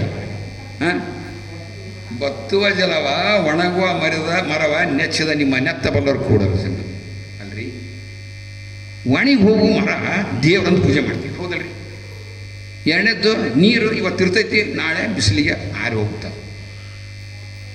ನೀರು ದೇವ್ರಂತ ಅಂತೀವಿ, ಕಲ್ಲನ್ನು ದೇವ್ರಂತೀವಿ, ಮಣ್ಣಿನ ದೇವ್ರ ಮೂರ್ತಿ ಮಾಡಿದ ದೇವ್ರಂತ ನಂಬ್ತೀವಿ ನಾವು. ಅಲ್ಲ, ಕಲ್ಲು ನಮ್ಗೆ ಹೊರ ಕೊಡ್ತೀವಿ ಅಂಥೇಳಿ ನಂಬ್ತೀವಿ. ಎಲ್ಲದಕ್ಕೂ ನಂಬಿಕೆನೇ, ಹೌದಲ್ಲ? ಎಲ್ಲದಕ್ಕೂ ನಂಬಿಕೆನೇ. ನಾವೇನು ತಪ್ಪರ ಮಾಡಲಿ ಒಪ್ಪರ ಮಾಡಲಿ ನಂಬಿಕೆ ಮುಖ್ಯ. ಕಲ್ಲನ್ನು ನಂಬ್ತೀವಿ, ಮಣ್ಣನ್ನು ನಂಬ್ತೀವಿ, ನಾವು ಗಿಡಮರಗಳನ್ನು ನಂಬ್ತೀವಿ. ಆದ್ರೆ ನಮ್ಮನ್ನು ಯಾಕೆ ನಂಬೋದಿಲ್ಲ ನಾವು? ಮೊದಲು ನೀವು ನಿಮ್ಮನ್ನು ನಂಬ್ಕೊರಿ. ನೀವು ನಮ್ಮಲ್ಲಿ ಆತ್ಮಸಾಕ್ಷಿ ಇದೆ. ಆತ್ಮಸಾಕ್ಷಿ ಅಂದರೆ ಹೆಂಗೆ ಕೆಲಸ ಮಾಡೋದೈತೆ ಅಂದರೆ ನಿಮ್ಗೆ ಹೇಳ್ತೀನಿ. 24 ತಾಸು ಕೆಲಸ ಮಾಡ್ತೈತಿ. ಮಲಗಿದಾಗೂ ಕೆಲಸ ಮಾಡ್ತೈತಿ, ಎಚ್ಚರದಾಗೂ ಕೆಲಸ ಮಾಡ್ತೈತಿ. ಒಂದು ಸಣ್ಣ ಉದಾಹರಣೆ ಹೇಳ್ತೀನಿ. ಇದು ಪೇಪರು ನಮ್ಮ ಅರ್ಚನಾ ಮಾತಾ. ಇದು ನೋಡೋಕೆ ಭಾಳ ಚಂದ ಐತಿ. ಇದ್ರಾಗ ಒಂದು ಒಳ್ಳೆಯ ಲೇಖನ ಐತಿ. ಇದು ನನಗೆ ಬೇಕಾಗೈತೆ ಅಂತ ಮನಸ್ಸು ಮನಸ್ಸು ಐತಲ್ಲ, ಇದು ಭಾಳ ಚಲೋ ಐತದ, ತೊಗೊಂಡೋಗಿದ್ದು ಅಂತ ಹೇಳ್ತೈತಿ. ಆದ್ರೆ ಆತ್ಮಸಾಕ್ಷಿ ಏನು ಹೇಳ್ತೈತಿ? ಅಂತಃಪ್ರಜ್ಞೆ, ಅಂತರಂಗ ಏನಂತ ಹೇಳ್ತೈತಿ? ತಗೊಳ್ಳೋದು ತಪ್ಪು, ಅದು ನಿಂದಲ್ಲ, ಅದು ಅರ್ಚನಾ ಮುಂದೆ ತಗೋಬೇಡ ನೀನು ಅಂತ ಹೇಳ್ತೈತಿ. ಇದ್ರಾಗ ಯಾವ್ದು ಕೇಳ್ತೀವಿ ಅದ್ರಂಗೆ ಹಾಕ್ತೀವಿ ನಾವು ಅಷ್ಟೇ. ಮೊದಲೇದು ಕೇಳಿದ್ವಿ ಹಾಳಾಗಿ ಹೋಗ್ತೀವಿ, ಎರಡನೇದು ಕೇಳಿದ್ವಿ ಉದ್ಧಾರ ಕೇಳಿದ್ವಿ. ಇಷ್ಟೇ ಸಿಂಪಲ್ಲಾಗಿ, ಗೊತ್ತಾಯ್ತಲ್ಲ? ಇದನ್ನ ಮಾನಸಿಕ ಆರೋಗ್ಯ ಮುಗಿತಿಲ್ಲ. ಇನ್ನು ಇದಕ್ಕೆ ವಚನಕಾರ ಪರಿಹಾರ ಏನು ಹೇಳ್ತಾರೆ? ಇವು ಮೂರು ಅದಾವೆ. ನಾನು ಪ್ರಮುಖವಾಗಿ 3 ಸಮಸ್ಯೆಗಳನ್ನು ತೊಗೊಂಡೀನಿ. ನಾನಾ ರೋಗಗಳು ಬಂದು ದೇಹವ ಹಿಡಿದಲ್ಲಿ ಶಿವಾರ್ಚನೆಯ ಬೆರಕೊಳ್ಳಿ, ಸಕಲ ಪುಷ್ಪಗಳಿಂದ ಪೂಜೆಯ ಮಾಡಿಕೊಳ್ಳಿ, ಪಂಚಾಕ್ಷರಿ ಪ್ರಣಮದ ತಪ್ಪದೆ ತ್ರಿಸಂಧಿಯಲ್ಲಿ ನೆನಹುಗೊಳ್ಳಿ. ಇದರಿಂದ ರುಜೆ ದರ್ಪಂಗಡವು ಮರಳಶಂಕರ ಪ್ರಿಯ ಸಿದ್ದರಾಮೇಶ್ವರಲಿಂಗ ಸಾಕ್ಷಿಯಾಗಿ ಅಂತ. ಆ ಪರಮಾತ್ಮನ ಸಾಕ್ಷಿಯಾಗಿ ಹೇಳ್ತಾರ. ರೋಗಗಳು ಬಂದಾಗ ನಮ್ಮ ಮನಸ್ಸು ಸರಿ ಇಲ್ಲ ಅಂದ್ರೆ, ದೇಹ ಸರಿ ಇಲ್ಲ ಅಂದ್ರೆ ಏನು ಅಂತಾರೆ? ಒಂದನೇದ್ದು ಶಿವಾರ್ಚನೆಯನ್ನು ಮಾಡಿರಿ, ಇಷ್ಟಲಿಂಗ ಪೂಜೆ ಮಾಡ್ಕೊಡ್ರಿ. ಎರಡನೇದ್ದು ಧ್ಯಾನ ಮಾಡ್ಕೊಡ್ರಿ. ಮೂರನೇದು ಏನು ಮಾಡ್ತಾರೆ? 3 ಹೊತ್ತಿನಲ್ಲಿ ಪಂಚಾಕ್ಷರಿ ಪ್ರಣಮವನ್ನು ಓಂ ನಮಃ ಶಿವಾಯವನ್ನು ಪಠಣ ಮಾಡಿರಿ ಅಂತ ಹೇಳ್ತೀವಿ. ಇದನ್ನ ಇಷ್ಟೇ ಸಾಕು. ಒಂದು ವಚನದಲ್ಲಿ ಈಗ ನಾನು ಮೊನ್ನೆ ಈ ಪ್ರಣವದ ಬಗ್ಗೆ 226 ವಚನಗಳನ್ನು ಸಂಗ್ರಹ ಮಾಡಿದ್ದೇನೆ. ಅದರಲ್ಲಿ ಒಂದು ಬಹಳ ಅದ್ಭುತವಾದಂಥ ವಚನ ಐತಿ. ಏನಂದರೆ, ನೀವೇನು ಮಾಡೋದು ಬೇಕಾಗಿಲ್ಲ. ಓಂ ನಮ ಶಿವಾಯ ಇದು ಒಂದೇ ಸಾಕು ನಿಮಗೆ, ನಿಮ್ಮ ಎಲ್ಲ ಉದ್ಧಾರಕ್ರಿಯೆ ಅಂತ ಹೇಳ್ತೈತೆ. ಅದು ಬರೀ 3 ಸಾಲಿನ ವಚನದಾಗ. ಅದಕ್ಕೆ ವೈದ್ಯ ಸಂಗಣ್ಣವರು ಈ ಪರಿಹಾರವನ್ನು ಕೊಟ್ಟಿದ್ದಾರೆ. ಇನ್ನು ಭಾಳ ಪ್ರಮುಖವಾದದ್ದು ಬರ್ತೇನೆ. ದೇಹ ಮುಗಿತಿ, ಮನಸ್ಸು ಮುಗಿತಿ, ಆಧ್ಯಾತ್ಮ ಆರೋಗ್ಯ. ಆಧ್ಯಾತ್ಮಿಕ ಆರೋಗ್ಯ ಅಂದ್ರೆ ಏನು? ಆಧ್ಯಾತ್ಮ ಅಂದ್ರೆ ಏನು? ಆಧ್ಯಾತ್ಮ ಅಂದ್ರೆ ಆದಿ ಆತ್ಮ, ಆಧ್ಯಾತ್ಮ. ಆದಿ ಅಂದ್ರೆ ಏನು? ಏನು ಆದಿ ಅಂದರೆ ಯಾರು? ಹಾಂ ಹಾಂ, ಮೂಲ. ಆತ್ಮ ಅಂದ್ರೆ ಇಲ್ಲಿ ನಾವು ಎರಡು ಅರ್ಥ ಮಾಡ್ಕೋಬೇಕು. ನೀವು ಹೇಳಿದ ಸರಿ ಇದೆ. ಆದಿ ಆತ್ಮ ಅಂದ್ರೆ ನಾವು ಮೊದಲು 3 ಆತ್ಮ ಹೇಳಿದ್ನಲ್ಲ, 3 ಆತ್ಮಗಳು ಬರ್ತಾವಿದ್ದಾರೆ. ಅರ್ಥ ಆತಲ್ಲ ನೀವು? ವಿಶ್ವಾತೀತ ಆತ್ಮ, ವಿಶ್ವಾತ್ಮ ಮತ್ತು ಜೀವಾತ್ಮ 3 ಬರ್ತೈತಿ. ಇದನ್ನು ಸರಿಯಾಗಿ ಇಟ್ಕೋಬೇಕು ನಾವು. ಇದನ್ನು ಸರಿಯಾಗಿ ಇಟ್ಕೋಬೇಕಂದ್ರೆ ದೇಹ ಸರಿಯಾಗಿರ್ಬೇಕು, ಮನಸ್ಸು ಸರಿ ಇರಬೇಕು. ಆವಾಗ ಇದನ್ನು ಸರಿಯಾಗಿ ಇಟ್ಕೊಳಕ್ಕೆ ಬರ್ತೈತಿ, ಇಲ್ಲ ಸರಿಯಾಗಿ ಇಟ್ಕೊಳಕ್ಕೆ ಬರೋದಿಲ್ಲ. ಇದನ್ನು ಸರಿಯಾಗಿ ಇಟ್ಕೋಬೇಕಾದ್ರೆ ಏನು ಮಾಡಬೇಕಪ್ಪ? ಮೊಟ್ಟ ಮೊದಲೆದ್ದು ಇದಕ್ಕೆ ಪ್ರಮುಖವಾಗಿ ಅಲ್ಲಿ ಮನಸ್ಸನ್ನು ಸರಿ ಇಟ್ಕೋಬೇಕಾದ್ರೆ ಪ್ರಾರ್ಥನೆ, ಅರ್ಚನೆ, ಆ ಶಿವಯೋಗ ಅವನ್ನೆಲ್ಲ ಮಾಡಬೇಕು. ಇಲ್ಲಿ ಏನು ಮಾಡಬೇಕಪ್ಪ ಅಂದ್ರೆ ಆಧ್ಯಾತ್ಮಿಕ ಆರೋಗ್ಯ ಬೇಕಂದ್ರೆ ಅಂತರಂಗದ ಧ್ಯಾನವನ್ನು ನಾವು ಮಾಡಬೇಕು. ನಮ್ಮ ಅರ್ಚನೆ ಪೂಜೆಯಲ್ಲಿನೂ ಬರ್ತಾವೆ. ಯಾವ್ದು ಬರ್ತೈತಿ ರೀ? ದೃಷ್ಟಿಯೋಗ ಬರ್ತೈತಿ, ದಶಚಕ್ರಗಳ ಜಾಗೃತಿ ಬರ್ತೈತಿ. ಅದ್ರ ಜೊತೆಗೆ ನಾವು ಅಂತರಂಗದ ಇಷ್ಟಲಿಂಗದ ಜೊತೆಗೆ ಮಾಡ್ತೀವಿ ನಾವು ಧ್ಯಾನ. ಅದನ್ನು ಬಿಟ್ಟೂ ಸಹಿತ ಅಂತರಂಗದ ಧ್ಯಾನವನ್ನು ಮಾಡಬೇಕು. ಆಮೇಲೆ ಈ ಜ್ಞಾನೇಂದ್ರಿಯಗಳದಾವ, ಕಣ್ಣು, ಕಿವಿ, ಮೂಗು, ಬಾಯಿ, ಚರ್ಮ, ಇವುಗಳನ್ನು ಸರಿಯಾದ ಕೆಲಸ ಮಾಡಕ್ಕೆ ಹಚ್ಬೇಕು. ನಾವು ನೋಡಬೇಕಾಗಿದ್ದನ್ನು ಅಷ್ಟೇ ನೋಡಬೇಕು, ನೋಡಬಾರ್ದದ್ದು ನೋಡಬಾರ್ದು. ಇಡೀ ದಿನ 24 ಯಾತ್ರೆ ಇದ್ದು ಅಂದ್ಕೋ ಕೈಯ ಮೊಬೈಲ್ ಇರ್ತೈತಿ. ಆರೋಗ್ಯ ಹೆಂಗೆ ಬರ್ತೈತಿ ರೀ? ಅದು ಸಿಕ್ಕಾಪಟ್ಟೆ ತರಂಗಗಳದ್ದು ವೈಬ್ರೇಷನ್ ಇರ್ತೈತಿ. ಅದು ನಿರಂತರವಾಗಿ ಬೀಟಾ ಅಲೆಗಳನ್ನು ಮೆದುಳಿನಲ್ಲಿ ಕ್ರಿಯೇಟ್ ಮಾಡ್ತೈತಿ. ಅದು ನಮಗೆ ರೋಗಗಳನ್ನು ತಂದುಕೊಡ್ತೈತಿ. ಅದಕ್ಕೆ ನಾವು ಏನಪ್ಪ ಅಂದ್ರೆ ಈ ಜ್ಞಾನೇಂದ್ರಿಯಗಳನ್ನು, ಒಂದೇ ಜ್ಞಾನೇಂದ್ರದ ಉದಾಹರಣೆ ಹೇಳ್ತೇನೆ ನಾನು. ನೋಡೋದೈತಲ್ಲ, ಕಂಪ್ಯೂಟರ್ನ ಅತಿ ನೋಡಬಾರ್ದು. ಅರ್ಚನಮ್ಮ ನನಗೆ ಮತ್ತೆ ಪ್ರಶ್ನೆ ಮಾಡಬೇಡವ, ಬೆಳಗಿಂದ ರಾತ್ರಿ ಸಂಜೆ ಮಟ್ಟ ನೀವು ನೋಡ್ತಿರಲ್ಲ ಅನ್ಬೇಡವ. ಇವ ನಾವು ನಡ್ಕೊಂಡು ಒಂದೊಂದು ತಾಸಿಗೆ ರಿಲ್ಯಾಕ್ಸ್ ಮಾಡ್ಕೊತೀನಿ. ಆಮೇಲೆ ಮೊಬೈಲ್ಗಳನ್ನು ಹೆಚ್ಚು ಬಳಕೆ ಮಾಡಬಾರ್ದು. ತೀಕ್ಷ್ಣವಾದ ಬೆಳಕು ಅಂದರೆ ವೆಲ್ಡಿಂಗ್ ಮಾಡ್ತಿರ್ತಾರೆ, ಚಂದ ಬಣ್ಣ ತೊಲಿದಂತೆ ಅದು ನೋಡೋಕೆ ಹೋದ್ರೆ ಕಣ್ಣು ಹೋಕ್ಕೋ. ಹಂಗೆ ಅಂದರೆ ತೀಕ್ಷ್ಣವಾಗಿರುವಂಥದ್ದು, ನಮ್ಮ ಕಣ್ಣಿಗೆ ದುಷ್ಪರಿಣಾಮ ಆಗುವಂಥದ್ದನ್ನು ನೋಡಬಾರ್ದು. ಸರಳವಾದ ಸೂತ್ರ. ಕಣ್ಣಿಗೆ ಹಿತವಾದಂಥದ್ದು ಹಸಿರನ್ನು ನೋಡಬೇಕು ಹೆಚ್ಚು ನಾವು. ಆಮೇಲೆ ಕತ್ತಲಲ್ಲಿ ಕುಳಿತುಕೊಂಡು ಮೇಣಬತ್ತಿಯನ್ನು ಇಟ್ಟುಕೊಂಡು ಅಥವಾ ಎಣ್ಣೆಯ ದೀಪವನ್ನು ಇಟ್ಟುಕೊಂಡು ಅದು ನೋಡ್ಬೇಕು. ಅದು ನಮ್ಮ ದೃಷ್ಟಿ ಹೋಗೋದಾಗ ಮಾಡಿದ್ದೀವಿ ನಾವು, ಸುಮ್ಮನೆನೂ ಮಾಡಬಹುದು. ಹೀಗೆ ಇಂದ್ರಿಯಗಳನ್ನು ಪ್ರತಿಯೊಂದನ್ನು ಸರಿಯಾಗಿ ಅವು ಕೆಲಸ ಮಾಡುವಂಗೆ ನಾವು ಕಾಯ್ಕೋಬೇಕು. ಇನ್ನು 3ನೇದು ಈ ಜ್ಞಾನದಿಂದ ಅದರಲ್ಲಿ ಪರಿಣಾಮ ಏನು? ಈ ಧ್ಯಾನ ಮಾಡೋದ್ರಿಂದ ಮತ್ತು ಇದನ್ನು ಈ ಕ್ರಮ ಅನುಸರಿಸೋದು ಏನಾಗುತ್ತೆ ನಮ್ಗೆ? ನಮ್ಮ ನಂಬಿಕೆಗಳು, ನಮ್ಮ ಗ್ರಹಿಕೆಗಳು, ನಮ್ಮ ನಡವಳಿಕೆಗಳಲ್ಲಿ ಅದ್ಭುತವಾದಂಥ ಬದಲಾವಣೆ ಆಗುತ್ತೆ. ನೆನಪಿನ ಶಕ್ತಿ ಹೆಚ್ಚಾಗುತ್ತೆ. ಆಮೇಲೆ ಇಂದ್ರಿಯ ಅತೀತವಾದಂಥ ಶಕ್ತಿ ಬರುತ್ತೆ ನಮ್ಗೆ. ಅಂದ್ರೇನು? ನಾವಿಲ್ಲೇ ಇದ್ಕೊಂಡು ಗವೀಶ್ ಅವರ ಅಂಗಡಿಯಾಗ ಅದಾರಪ್ಪ ಅಂತಂದ್ರೆ ಅವ್ರು ಏನು ಮಾಡಕತ್ತಾರ ಅಂತೇಳಿ ನಾವು ಅಂದ್ಕೊಂಡ್ವಿ ಅಂದರೆ ಅವ್ರು ಏನು ಮಾಡ್ತಾರೆ ಅಂತ ಗೊತ್ತಾಗುತ್ತೆ ನಮಗೆ. ಅಷ್ಟರ ಮಟ್ಟಿಗೆ ನಾವು ಬೆಳಿಬೋದು. ಇಂದ್ರಿಯಾತದ ಶಕ್ತಿಯನ್ನು ಅತೀಂದ್ರಿಯ ಶಕ್ತಿ ಅಂತಾರೆ, ಅದನ್ನು ಪಡ್ಕೋಬೋದು. ಆಮೇಲೆ ನಮ್ಮ ದೇಹ ಮಾಂಸಪಿಂಡ ಹೋಗಿ ಮಂತ್ರಪಿಂಡ ಆಗುತ್ತೆ. ಈ ಧ್ಯಾನದಿಂದ ಮಂತ್ರಪಿಂಡ ಆಗಬೇಕಂದ್ರೆ ಸೂಕ್ಷ್ಮ ಶರೀರದ ಧ್ಯಾನ ಮಾಡಬೇಕು. ಅದು 2ನೇ ಸೆಕೆಂಡ್ ಲೆವೆಲ್ ಮೆಡಿಟೇಷನ್. ಅದು ನಿಮ್ಮ ದೇಹದಲ್ಲಿರುವಂಥ 72,000 ನಾಡಿಗಳನ್ನು ನೀವು ಫೀಲ್ ಮಾಡ್ಕೊತೀರಿ, ಅನುಭವಕ್ಕೆ ತಂದ್ಕೊತೀರಿ. ತಲೆಯಲ್ಲಿರೋ ನಾಡಿಗಳು, ಕೈಯಲ್ಲಿರೋ ನಾಡಿಗಳು, ಎಲ್ಲ ನಾಡಿಗಳು ಹೆಂಗದಾವು, ಆ ಕೆಲಸ ಹೆಂಗೆ ಮಾಡ್ತಿರ್ತಾವಲ್ಲ, ಅದೇ ನಿಮ್ಗೆ ಅನುಭವಕ್ಕೆ ಬರ್ತೈತಿ. ಮಾಡ್ತಾ ಮಾಡ್ತಾ ಮಾಡ್ತಾ ಹೋದಂಗೆ. ಅದಕ್ಕೆ ಅಂತರಂಗದಲ್ಲಿ ಇರುವಂಥ ಮಾಂಸಪಿಂಡವನ್ನು ಮಂತ್ರಪಿಂಡವನ್ನಾಗಿ ಮಾಡುವಂಥ ಶಕ್ತಿ ಅದರಲ್ಲಿದೆ. ಇನ್ನು ಅಂತಃಪ್ರಜ್ಞೆ ಮರು ಐತೆ ನಮ್ಗೆ ಭಾಳ. ಎಲ್ಲದ್ರಾಗೂ ಮರುವೆ, ಕೆಲಸ ಮಾಡಿದ್ರಾಗೂ ಮರುವೆ, ಒಳ್ಳೇದನ್ನ ಮಾಡಿದ್ರಾಗೂ ಮರುವೆ, ಇನ್ನೊಬ್ರಿಗೆ ಒಳ್ಳೇದನ್ನ ಮಾಡೋದು ಕೇಳೋದು ಹೇಳೋದ್ರಾಗೂ ಮರುವೆ. ಮರು ಹೋಗ್ಬಿಡ್ತೈತಿ. ಹೋಗಿ ಅಂತಃಪ್ರಜ್ಞೆ ಬಂದು ಒಂದು ಜ್ಞಾನ ಪ್ರಕಾಶ ನಮಗೆ ಒದಗುತ್ತೆ ಧ್ಯಾನ ಮಾಡೋದ್ರಿಂದ. ಮತ್ತು ರೋಗ ನಿರೋಧಕ ಶಕ್ತಿಯನ್ನು ಹೆಚ್ಚು ಮಾಡ್ತೈತಿ. ದೇಹದ ರಕ್ತ ಪರಿಚಲನೆಯನ್ನು ತುಂಬ ಚೆನ್ನಾಗಿ ಇಡ್ತೈತಿ. 72,000 ನಾಡಿಗಳಲ್ಲಿ ಜ್ಞಾನಶಕ್ತಿ ಹರಿಯಲಿಕ್ಕೆ ಭಾಳ ತುಂಬ ಸಹಾಯ ಮಾಡ್ತೈತಿ. ಇದು ಜ್ಞಾನದಿಂದ ಆಗುವಂಥ ಲಾಭ. ಇನ್ನು ಕೊನೆಯದಾಗಿ 4ನೇ ಅಂಗ ಸಾಮಾಜಿಕ ಆರೋಗ್ಯ. ನೀತಿ ಬರಕತ್ತೈತಿ ಕೆಲವು ಮಂದಿಗೆ. ಸಾಮಾಜಿಕ ಆರೋಗ್ಯ ನನ್ನಡಕ್ಕೆ ನನಗೆ ಅದೊಂದು ಬರೋದಿಲ್ಲ, ಉದಾಹರಣೆ ಹೇಳಕ್ಕೆ ಬರೋದಿಲ್ಲ, ನಗಚೇಟಿ ಮಾಡೋಕ್ಕೆ ಬರೋದಿಲ್ಲ, ನನಗೆ ನಗೆಹನಿಗಳನ್ನ ಸೇರ್ಸಕ್ಕೆ ಬರೋದಿಲ್ಲ. ನನಗೆ ವಿಷಯ ಹೇಳೋದು ಬರೀ ಅಷ್ಟೇ ಬರ್ತೈತೆ. ಅದಕ್ಕೆ ಅದು ಸ್ವಲ್ಪ ಕೆಲವು ಮಂದಿಗೆ ತೇಲಾಕೈತಾರೆ ಇಲ್ಲಿ ಕೂತ್ಕೊಂಡು. ತೇಲ್ಬೇಡ್ರಿ, ಈ ಕಡೆ ಲಕ್ಷ ಕೊಡ್ರಿ. ಇಲ್ಲಿ ತೇಲಿದ್ರೆ ಅಂದ್ರೆ ಈಗ ಮತ್ತೆ ಪೂರ್ತಿ ತೇಲಿ ಬಿಡ್ತೀರಿ ನೀವು ಎಲ್ಲ ಕಡೆ. ಅದಕ್ಕೆ ಈ ಕಡೆ ಲಕ್ಷ ಕೊಡ್ರಿ. ನೀವು ಎಷ್ಟು ಜನ ಕೈ ಎತ್ತರಿ ನನಗೆ. ಭಾರತದ ಸಂವಿಧಾನದಲ್ಲಿ 2 ಪ್ರಮುಖ ಭಾಗಗಳಿದಾವೆ. 2. ಒಂದು ಭಾರತ ನಾಗರಿಕನ ಹಕ್ಕುಗಳು, 2ನೇದ್ದು ಕರ್ತವ್ಯಗಳು ಅಂತದಾವೆ. ಈಗ ಸಂಬಳ 30ನೇ ತಾರೀಕಿಗೆ ಆಗಬೇಕು. 1ನೇ ತಾರೀಕಿಗೆ ಆಗೋದಿಲ್ಲ. ಅದೇನೋ 1ನೇ ತಾರೀಕು 2ನೇ ತಾರೀಕು ಹೋಗ್ತೈತೆ. ಅವಾಗ ಏನು ಮಾಡ್ತೀವಿ ನಾವು? ಏನಂತೀವಿ ಮನಸ್ಸಿನಾಗ? ಏನಾಗುತ್ತೆ ನಮಗೆ? ಹಾಳಾದ ಮುಖ್ಯಮಂತ್ರಿ ಅಪ್ಪ ಇವನು, ಟೈಮ್ ಸರಿ ಸಂಬಳ ಕೊಡೋದಿಲ್ಲಪ್ಪ ಮಾರೆ, ಬರೀ ಫ್ರೀ ಗ್ಯಾರಂಟಿ ಕೊಟ್ಟು ಕ್ಯಾಸ್ ನಮ್ಗೆ ಸಂಬಳ ಕಡಿಮೆ ಮಾಡೋಣ ಅಂದರೆ ಏನಾಗುತ್ತಂದರೆ, ಹಕ್ಕುಗಳ ಬಗ್ಗೆ ನಾವು ಭಾಳ ಪ್ರತಿ ಕ್ಷಣಕ್ಕೂ ಹಕ್ಕನ್ನು ನಾವು ಬೇಕಂತ ಕೇಳತ್ತೇವೆ, ಬಯಸ್ತೇವೆ. ಆದ್ರೆ ನಾನು ಏನು ಮಾಡ್ಬೇಕು ಅನ್ನೋದು ಎಂದಾರು ಆಲೋಚನೆ ಮಾಡಿದ್ದೇವಾ?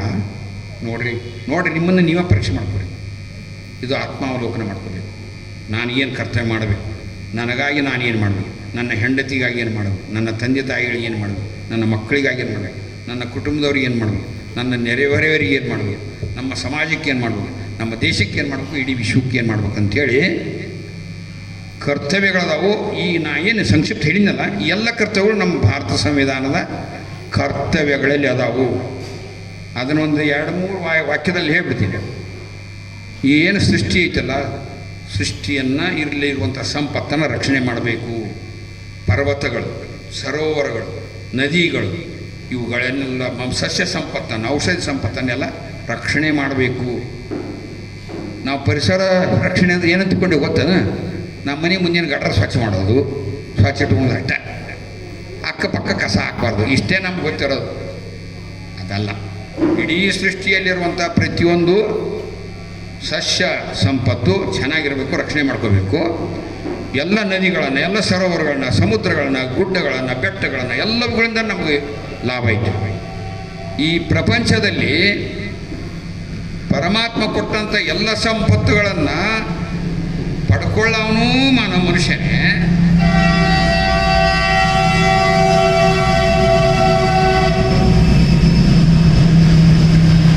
ಪಡ್ಕೊಳ್ಳೋನು ಅವನೇ, ದುರ್ಬಳಕೆ ಮಾಡಿ ಹಾಳು ಮಾಡೋನು ಅವನೇ, ಮನುಷ್ಯ ಮಾತ್ರ. ಎಲ್ಲ ಪ್ರಾಣಿ ಪಕ್ಷಿಗಳು ತೋರಿ, ಸಸ್ಯಗಳು ತೋರಿ ತಮ್ಮ ಕೆಲಸ ತಾವು ಮಾಡ್ತಾವೆ. ಇವತ್ತೊಂದು ಮರ ಹಗಲಿ ನೀವು ಮರದ ಕೆಳಗೆ ಹೋಗಿ ಮಲ್ಕೋರಿ, ನಿಮ್ಮ ಆರೋಗ್ಯ ಹೆಚ್ಚಾಕೈತಿ. ಯಾಕೆ ಹೇಳ್ರಿ? ಹಗಲು ನಮಗೆ ಆಕ್ಸಿಜನ್, ಆಮ್ಲಜನಕ ಅಥವಾ ಪ್ರಾಣವಾಯುವನ್ನು ಕೊಟ್ಟು ವಾತಾವರಣದಲ್ಲಿರುವಂಥ ಕಾರ್ಬನ್ ಡೈಆಕ್ಸೈಡನ್ನು ಹೀರಿಕೊಡ್ತೈತಿ, ನಮ್ಗೆ ಉಪಕಾರ ಮಾಡೋದಿಲ್ವ? ಅದು ಹೋಗ್ಬಿಟ್ರೆ ನಾವೇನು ಮಾಡ್ತೀವಿ? ಒಳ್ಳೆಯದನ್ನು ಒಳಗೆ ತೊಗೊಂಡು ಕೆಟ್ಟದನ್ನೆಲ್ಲ ಹೊರಗೆ ಬಿಡ್ತೇವೆ. ಹೌದಲ್ಲ? ಎಲ್ಲ ಹೊರಗೆ, ಕಫ ಹೊರಗೆ ಬಿಡ್ತೇವೆ, ಬೆವರು ಹೊರಗೆ ಬಿಡ್ತೇವೆ, ಮೂತ್ರ ಹೊರಗೆ ಬಿಡ್ತೇವೆ, ಮಲ ಹೊರಗೆ ಬಿಡ್ತೇವೆ, ಮಾತಾಡೋದ್ರಾಗೂ ಕೆಟ್ಟದ್ದು ಹೊರಬಿಡ್ತೀವಿ, ಎಲ್ಲರಿಗೂ ಹೊರಬಿಡ್ತೀವಿ ಕೆಟ್ಟ. ಆದರೆ ಪ್ರಾಣಿ ಪಕ್ಷಿ ನಿಸರ್ಗ ಸಂಪತ್ತು ಹೆಂಗೆ ನಿಸರ್ಗ ನಿಯಮಗಳು ತಕ್ಕಂತೆ ಆಯಿತು, ಹಂಗೆ ನಾವು ಕೂಡ ಕರ್ತವ್ಯ ಅದು ನಮ್ಮದು, ಆ ರೀತಿ ಬದುಕಬೇಕು. ಇನ್ನು ಮಹತ್ವದ ಒಂದು ವಿಷಯ, ಈ ಸದ್ಯಕ್ಕೆ ಇಡೀ ದೇಶ, ಇಡೀ ಪ್ರಪಂಚ ಧರ್ಮಗಳಿಂದ, ಸ್ವಾರ್ಥದಿಂದ, ಅಧಿಕಾರದಿಂದ, ಹಣದಿಂದ, ಅದರಿಂದನೇ ನಾಶ ಆಗ್ತಾಯಿದೆ, ಹೊಡೆದಾಡ್ತಾ ಇದೆ. ರಷ್ಯಾ ಉಕ್ರೇನ್ ನಡಿತೈತಿ, ಚೀನಾ ತೈವಾನ್ ನಡಿತೈತಿ, ಇಸ್ರೇಲ್ ಇರಾನ್ ನಡಿತೈತಿ. ಎಷ್ಟದವ್ರಿ ಯುದ್ಧಗಳು ಈಗ ಅದಾವು, ನಡೀತಾ ಇದಾವೆ ಪ್ರೆಸೆಂಟ್. ಎದಕ್ಕೆ ಇದು? ಏನು ಇವ್ರ ಅಪ್ಪ ಕೊಟ್ಟಿದ್ದು ಆಸ್ತಿನ ಇದು? ಭೂಮಿ ಎಲ್ಲ ಭೂಮಿ ನೀರು ಕೊಟ್ಟಿದ್ದು ಯಾರು ಕೊಟ್ಟಿದ್ದು? ಇಳೆ ನಿಮ್ಮ ದಾನ, ಬೆಳೆ ನಿಮ್ಮ ದಾನ, ಸುಳಿದು ಸುತ್ತುವ ಗಾಳಿ ನಿಮ್ಮ, ಅವ ಕೊಟ್ಟಿದ್ದ. ಅವನಿಗೆ ಉಪಕಾರ ಮಾಡುವಂಥ ಕೆಲಸ ಬಿಟ್ಟು ನಾವೇನು ಮಾಡ್ತೀವಿ?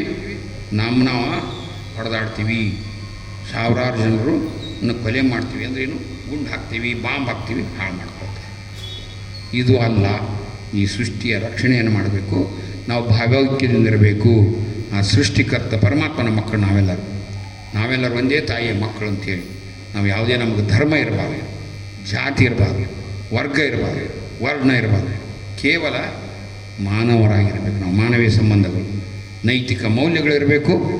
ಮಾನವೀಯ ಸಂಬಂಧಗಳು ಚೆನ್ನಾಗಿ ಇಟ್ಕೊಂಡು ನಾವು ಬದುಕಬೇಕಾದಂಥ ಅವಶ್ಯಕತೆ ಇವತ್ತು ಪ್ರಪಂಚದಲ್ಲಿ ಐತಿ. ಇನ್ನು ಮೂರನೇದು ಮಹತ್ವದ್ದು ಐತಿ. ಒಟ್ಟು 11 ಅದಾವ. ಅದರಲ್ಲಿ ನಾವು 3 ಇಂಪಾರ್ಟೆಂಟ್ ಹೇಳ್ತೀವಿ. ನಮಗೆ ವೈಜ್ಞಾನಿಕ ಮತ್ತು ವೈಚಾರಿಕ ಮನೋಭಾವನೆ ಇರಬೇಕು. ವೈಜ್ಞಾನಿಕ ಮತ್ತು ವೈಚಾರಿಕ ಮನೋಭಾವನೆಯನ್ನು ದೇಶದ ಪ್ರಗತಿಗಾಗಿ ನಾನು ಬಳಕೆ ಮಾಡಬೇಕು. ನಾವು ದೇಶಕ್ಕಾಗಿ ಎಷ್ಟು ಮಾಡ್ತೀವಿ ರೀ? ದೇಶಕ್ಕಾಗಿ ಏನು ಮಾಡ್ತೀವಿ? ಏನೂ ಮಾಡೋದಲ್ಲ.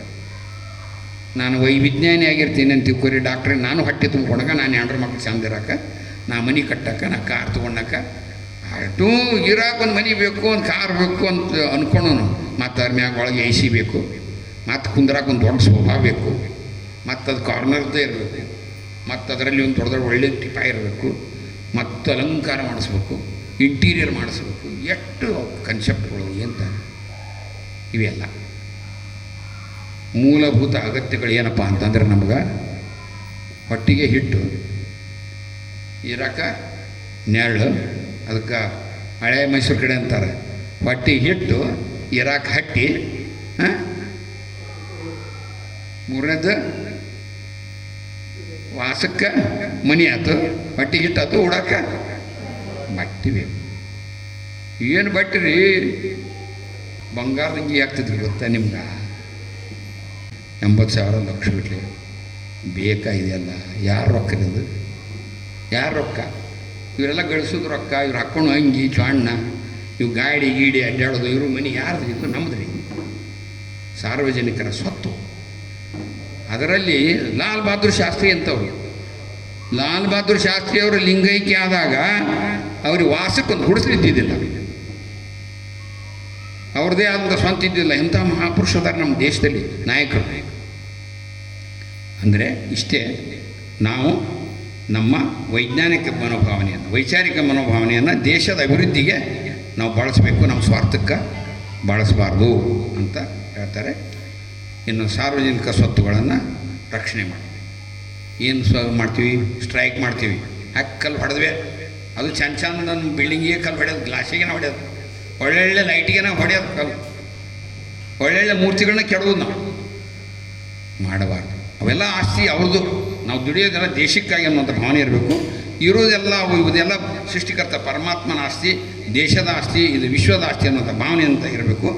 ಇದು ನಿಜವಾದ ಸಾಮಾಜಿಕ ಆರೋಗ್ಯ. ಇಲ್ಲಿಗೆ ಆರೋಗ್ಯದ ಉಪನ್ಯಾಸ ಅನುಭವ ಮುಗೀತು. ಈಗಾಗಲೇ 2 ಪಟ್ಟು ತೋರಿಸ್ಯಾರ, ಇನ್ನು ಮತ್ತೆ 5 ಪಟ್ಟು ತೋರಿಸೋದು ಬೇಡ.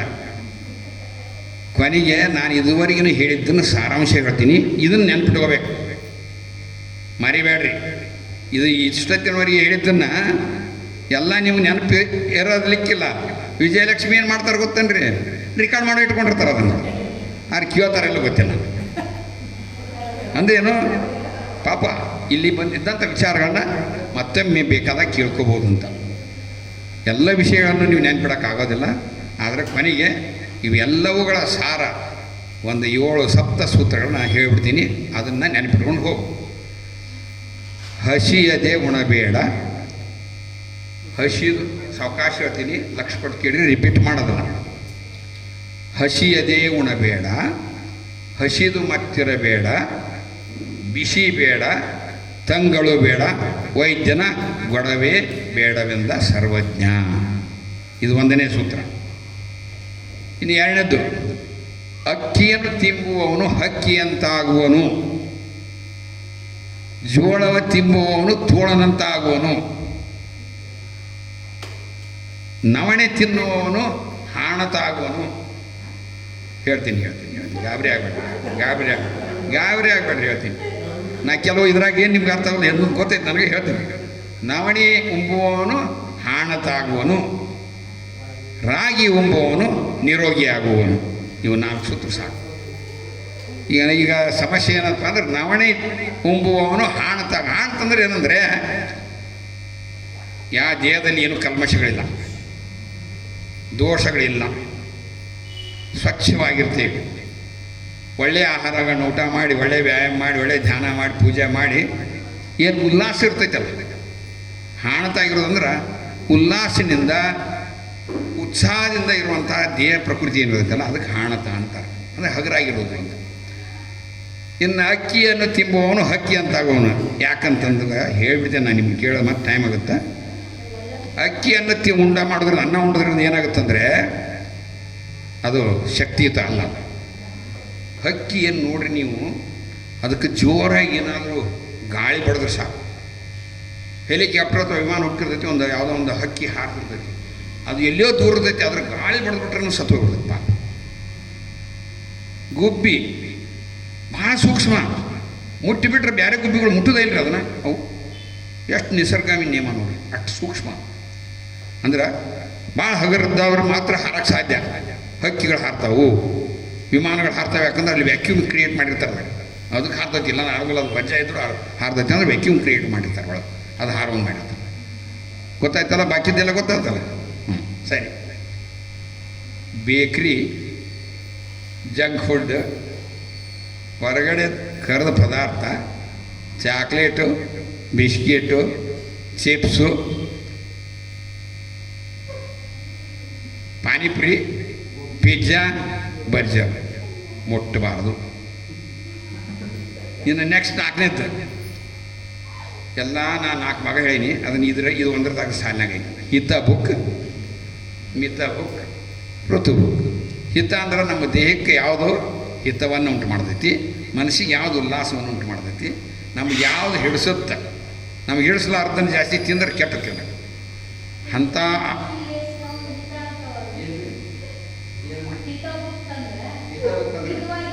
ಹಿತವಾಗಿರೋದು. ಹೌದು, ಇರ್ತಾವೆ. ಇಲ್ಲ ಅದು ಇರ್ತಾವೆ. ನೀವು ಇನ್ನು ಮ್ಯಾಗ ಗವೀಶ, ಇನ್ನು ಮ್ಯಾಗ ಬೆಳಿಗ್ಗೆ ಸಾಯಂಕಾಲ 5 ಗಂಟೆಗೆ 2 ಸಾರಿ ನನ್ನ ಮಗಳಿಗೆ ನೀವು ಬರೀ ಪಿಜ್ಜಾ ಬರ್ಜರ ಕೊಡ್ಸೋಕು. 1 ವಾರ ಆದಮೇಲೆ ಏನು ರಿಸಲ್ಟ್ ಅಂತ ನನಗೆ ಹೇಳ್ಬೇಕು ನೀವು. ಇಲ್ಲ ಅವರೇ ಎಸ್ ಕೈ ಎತ್ತಿದ್ರು ಅವ್ರಿಗೆ ಹಿಂಗೆ ಎಸ್ 1 ವಾರ ಆದಮೇಲೆ ರಿಸಲ್ಟ್ ಹೇಳ್ರಿ. ಇನ್ನು ಮುಂದೆ ಆಗಲೇ ಹೇಳ್ಬಿಟ್ಟೀನಿ, ಮುದ್ದೆ ನಿದ್ದೆ ಲದ್ದೆ ಸರಿಯಾಗಿದ್ದರೆ ನೀನು ಜೀವನ ಗೆದ್ದಿ ಅನ್ನೋದು ನೆನ್ಪಿಟ್ಕೊಳ್ಳಿ. ಭಾಳ ಮುಖ್ಯ. ಆಧ್ಯಾತ್ಮಿಕ ಮಾನಸಿಕ ಆರೋಗ್ಯಕ್ಕೆ ಕೈ ಬಾಯಿ ಕಚ್ಚಿ ಶುದ್ಧಿದ್ರೆ ದೇವರಿಗೂ ನೀವು ಅನ್ಸೋದು ಬೇಕಾಗಿಲ್ಲ ಅಂತ. ಇದು ಹಳ್ಳಿ ಗಾದಿ ಮಾತು, ಗೊತ್ತಾಯ್ತಲ್ಲ. ಆಮೇಲೆ ಓಂ ನಮಃ ಶಿವಾಯ ದೇವ ಮಂತ್ರ, ಓಂ ಶ್ರೀ ಗುರು ಬಸವಲಿಂಗಾಯ ನಮಃ ಗುರುಮಂತ್ರ. ಇವು ಎರಡನ್ನು ಪಠಣ ಮಾಡ್ತಿರ್ಬೇಕು. ಸಮಯ ಫ್ರೀ ಇದ್ದಾಗೆಲ್ಲ ಇದನ್ನು ಪಠಣ ಮಾಡಿರಿ. ಕನಿಷ್ಠ ಪಕ್ಷ ದಿನಕ್ಕೆ 2 ಸಾರಿ ಬೆಳಗ್ಗೆ ಮತ್ತು ಸಾಯಂಕಾಲ ಆದರೂ ಮಾಡಿರಿ. ಬೆಳಿಗ್ಗೆ ಎದ್ದಾಗ ಮಲಗುವಾಗ ಮಾಡಿರಿ ಅಂಥೇಳಿ, ಇವತ್ತು ಸದೃಢ ಆರೋಗ್ಯ ಇದ್ರೆ ಮನಸ್ಸು ಸದೃಢವಾಗಿರ್ತೈತಿ.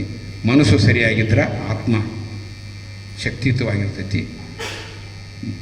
ಆತ್ಮ ಚೆನ್ನಾಗಿತ್ತಂದ್ರೆ ಇಡೀ ಕುಟುಂಬ ಪ್ರಪಂಚ ಎಲ್ಲ ಚೆನ್ನಾಗಿರ್ತೈತಿ ಅಂತ ಹೇಳ್ತಾ, ಈ ಒಂದು ಅವಕಾಶವನ್ನು ನೀಡಿದಂತಹ ಗಾಣದ ಕಣ್ಣಪ್ಪ ಶಿವಾನುಭವ ಸೇವಾ ಸಮಿತಿ ಮತ್ತು ಎಲ್ಲ ಸಮುದಾಯದವರಿಗೆ, ಎಲ್ಲ ಶರಣ ತಂದೆ ತಾಯಿಗಳಿಗೆ ಶರಣಂತೀವಿ.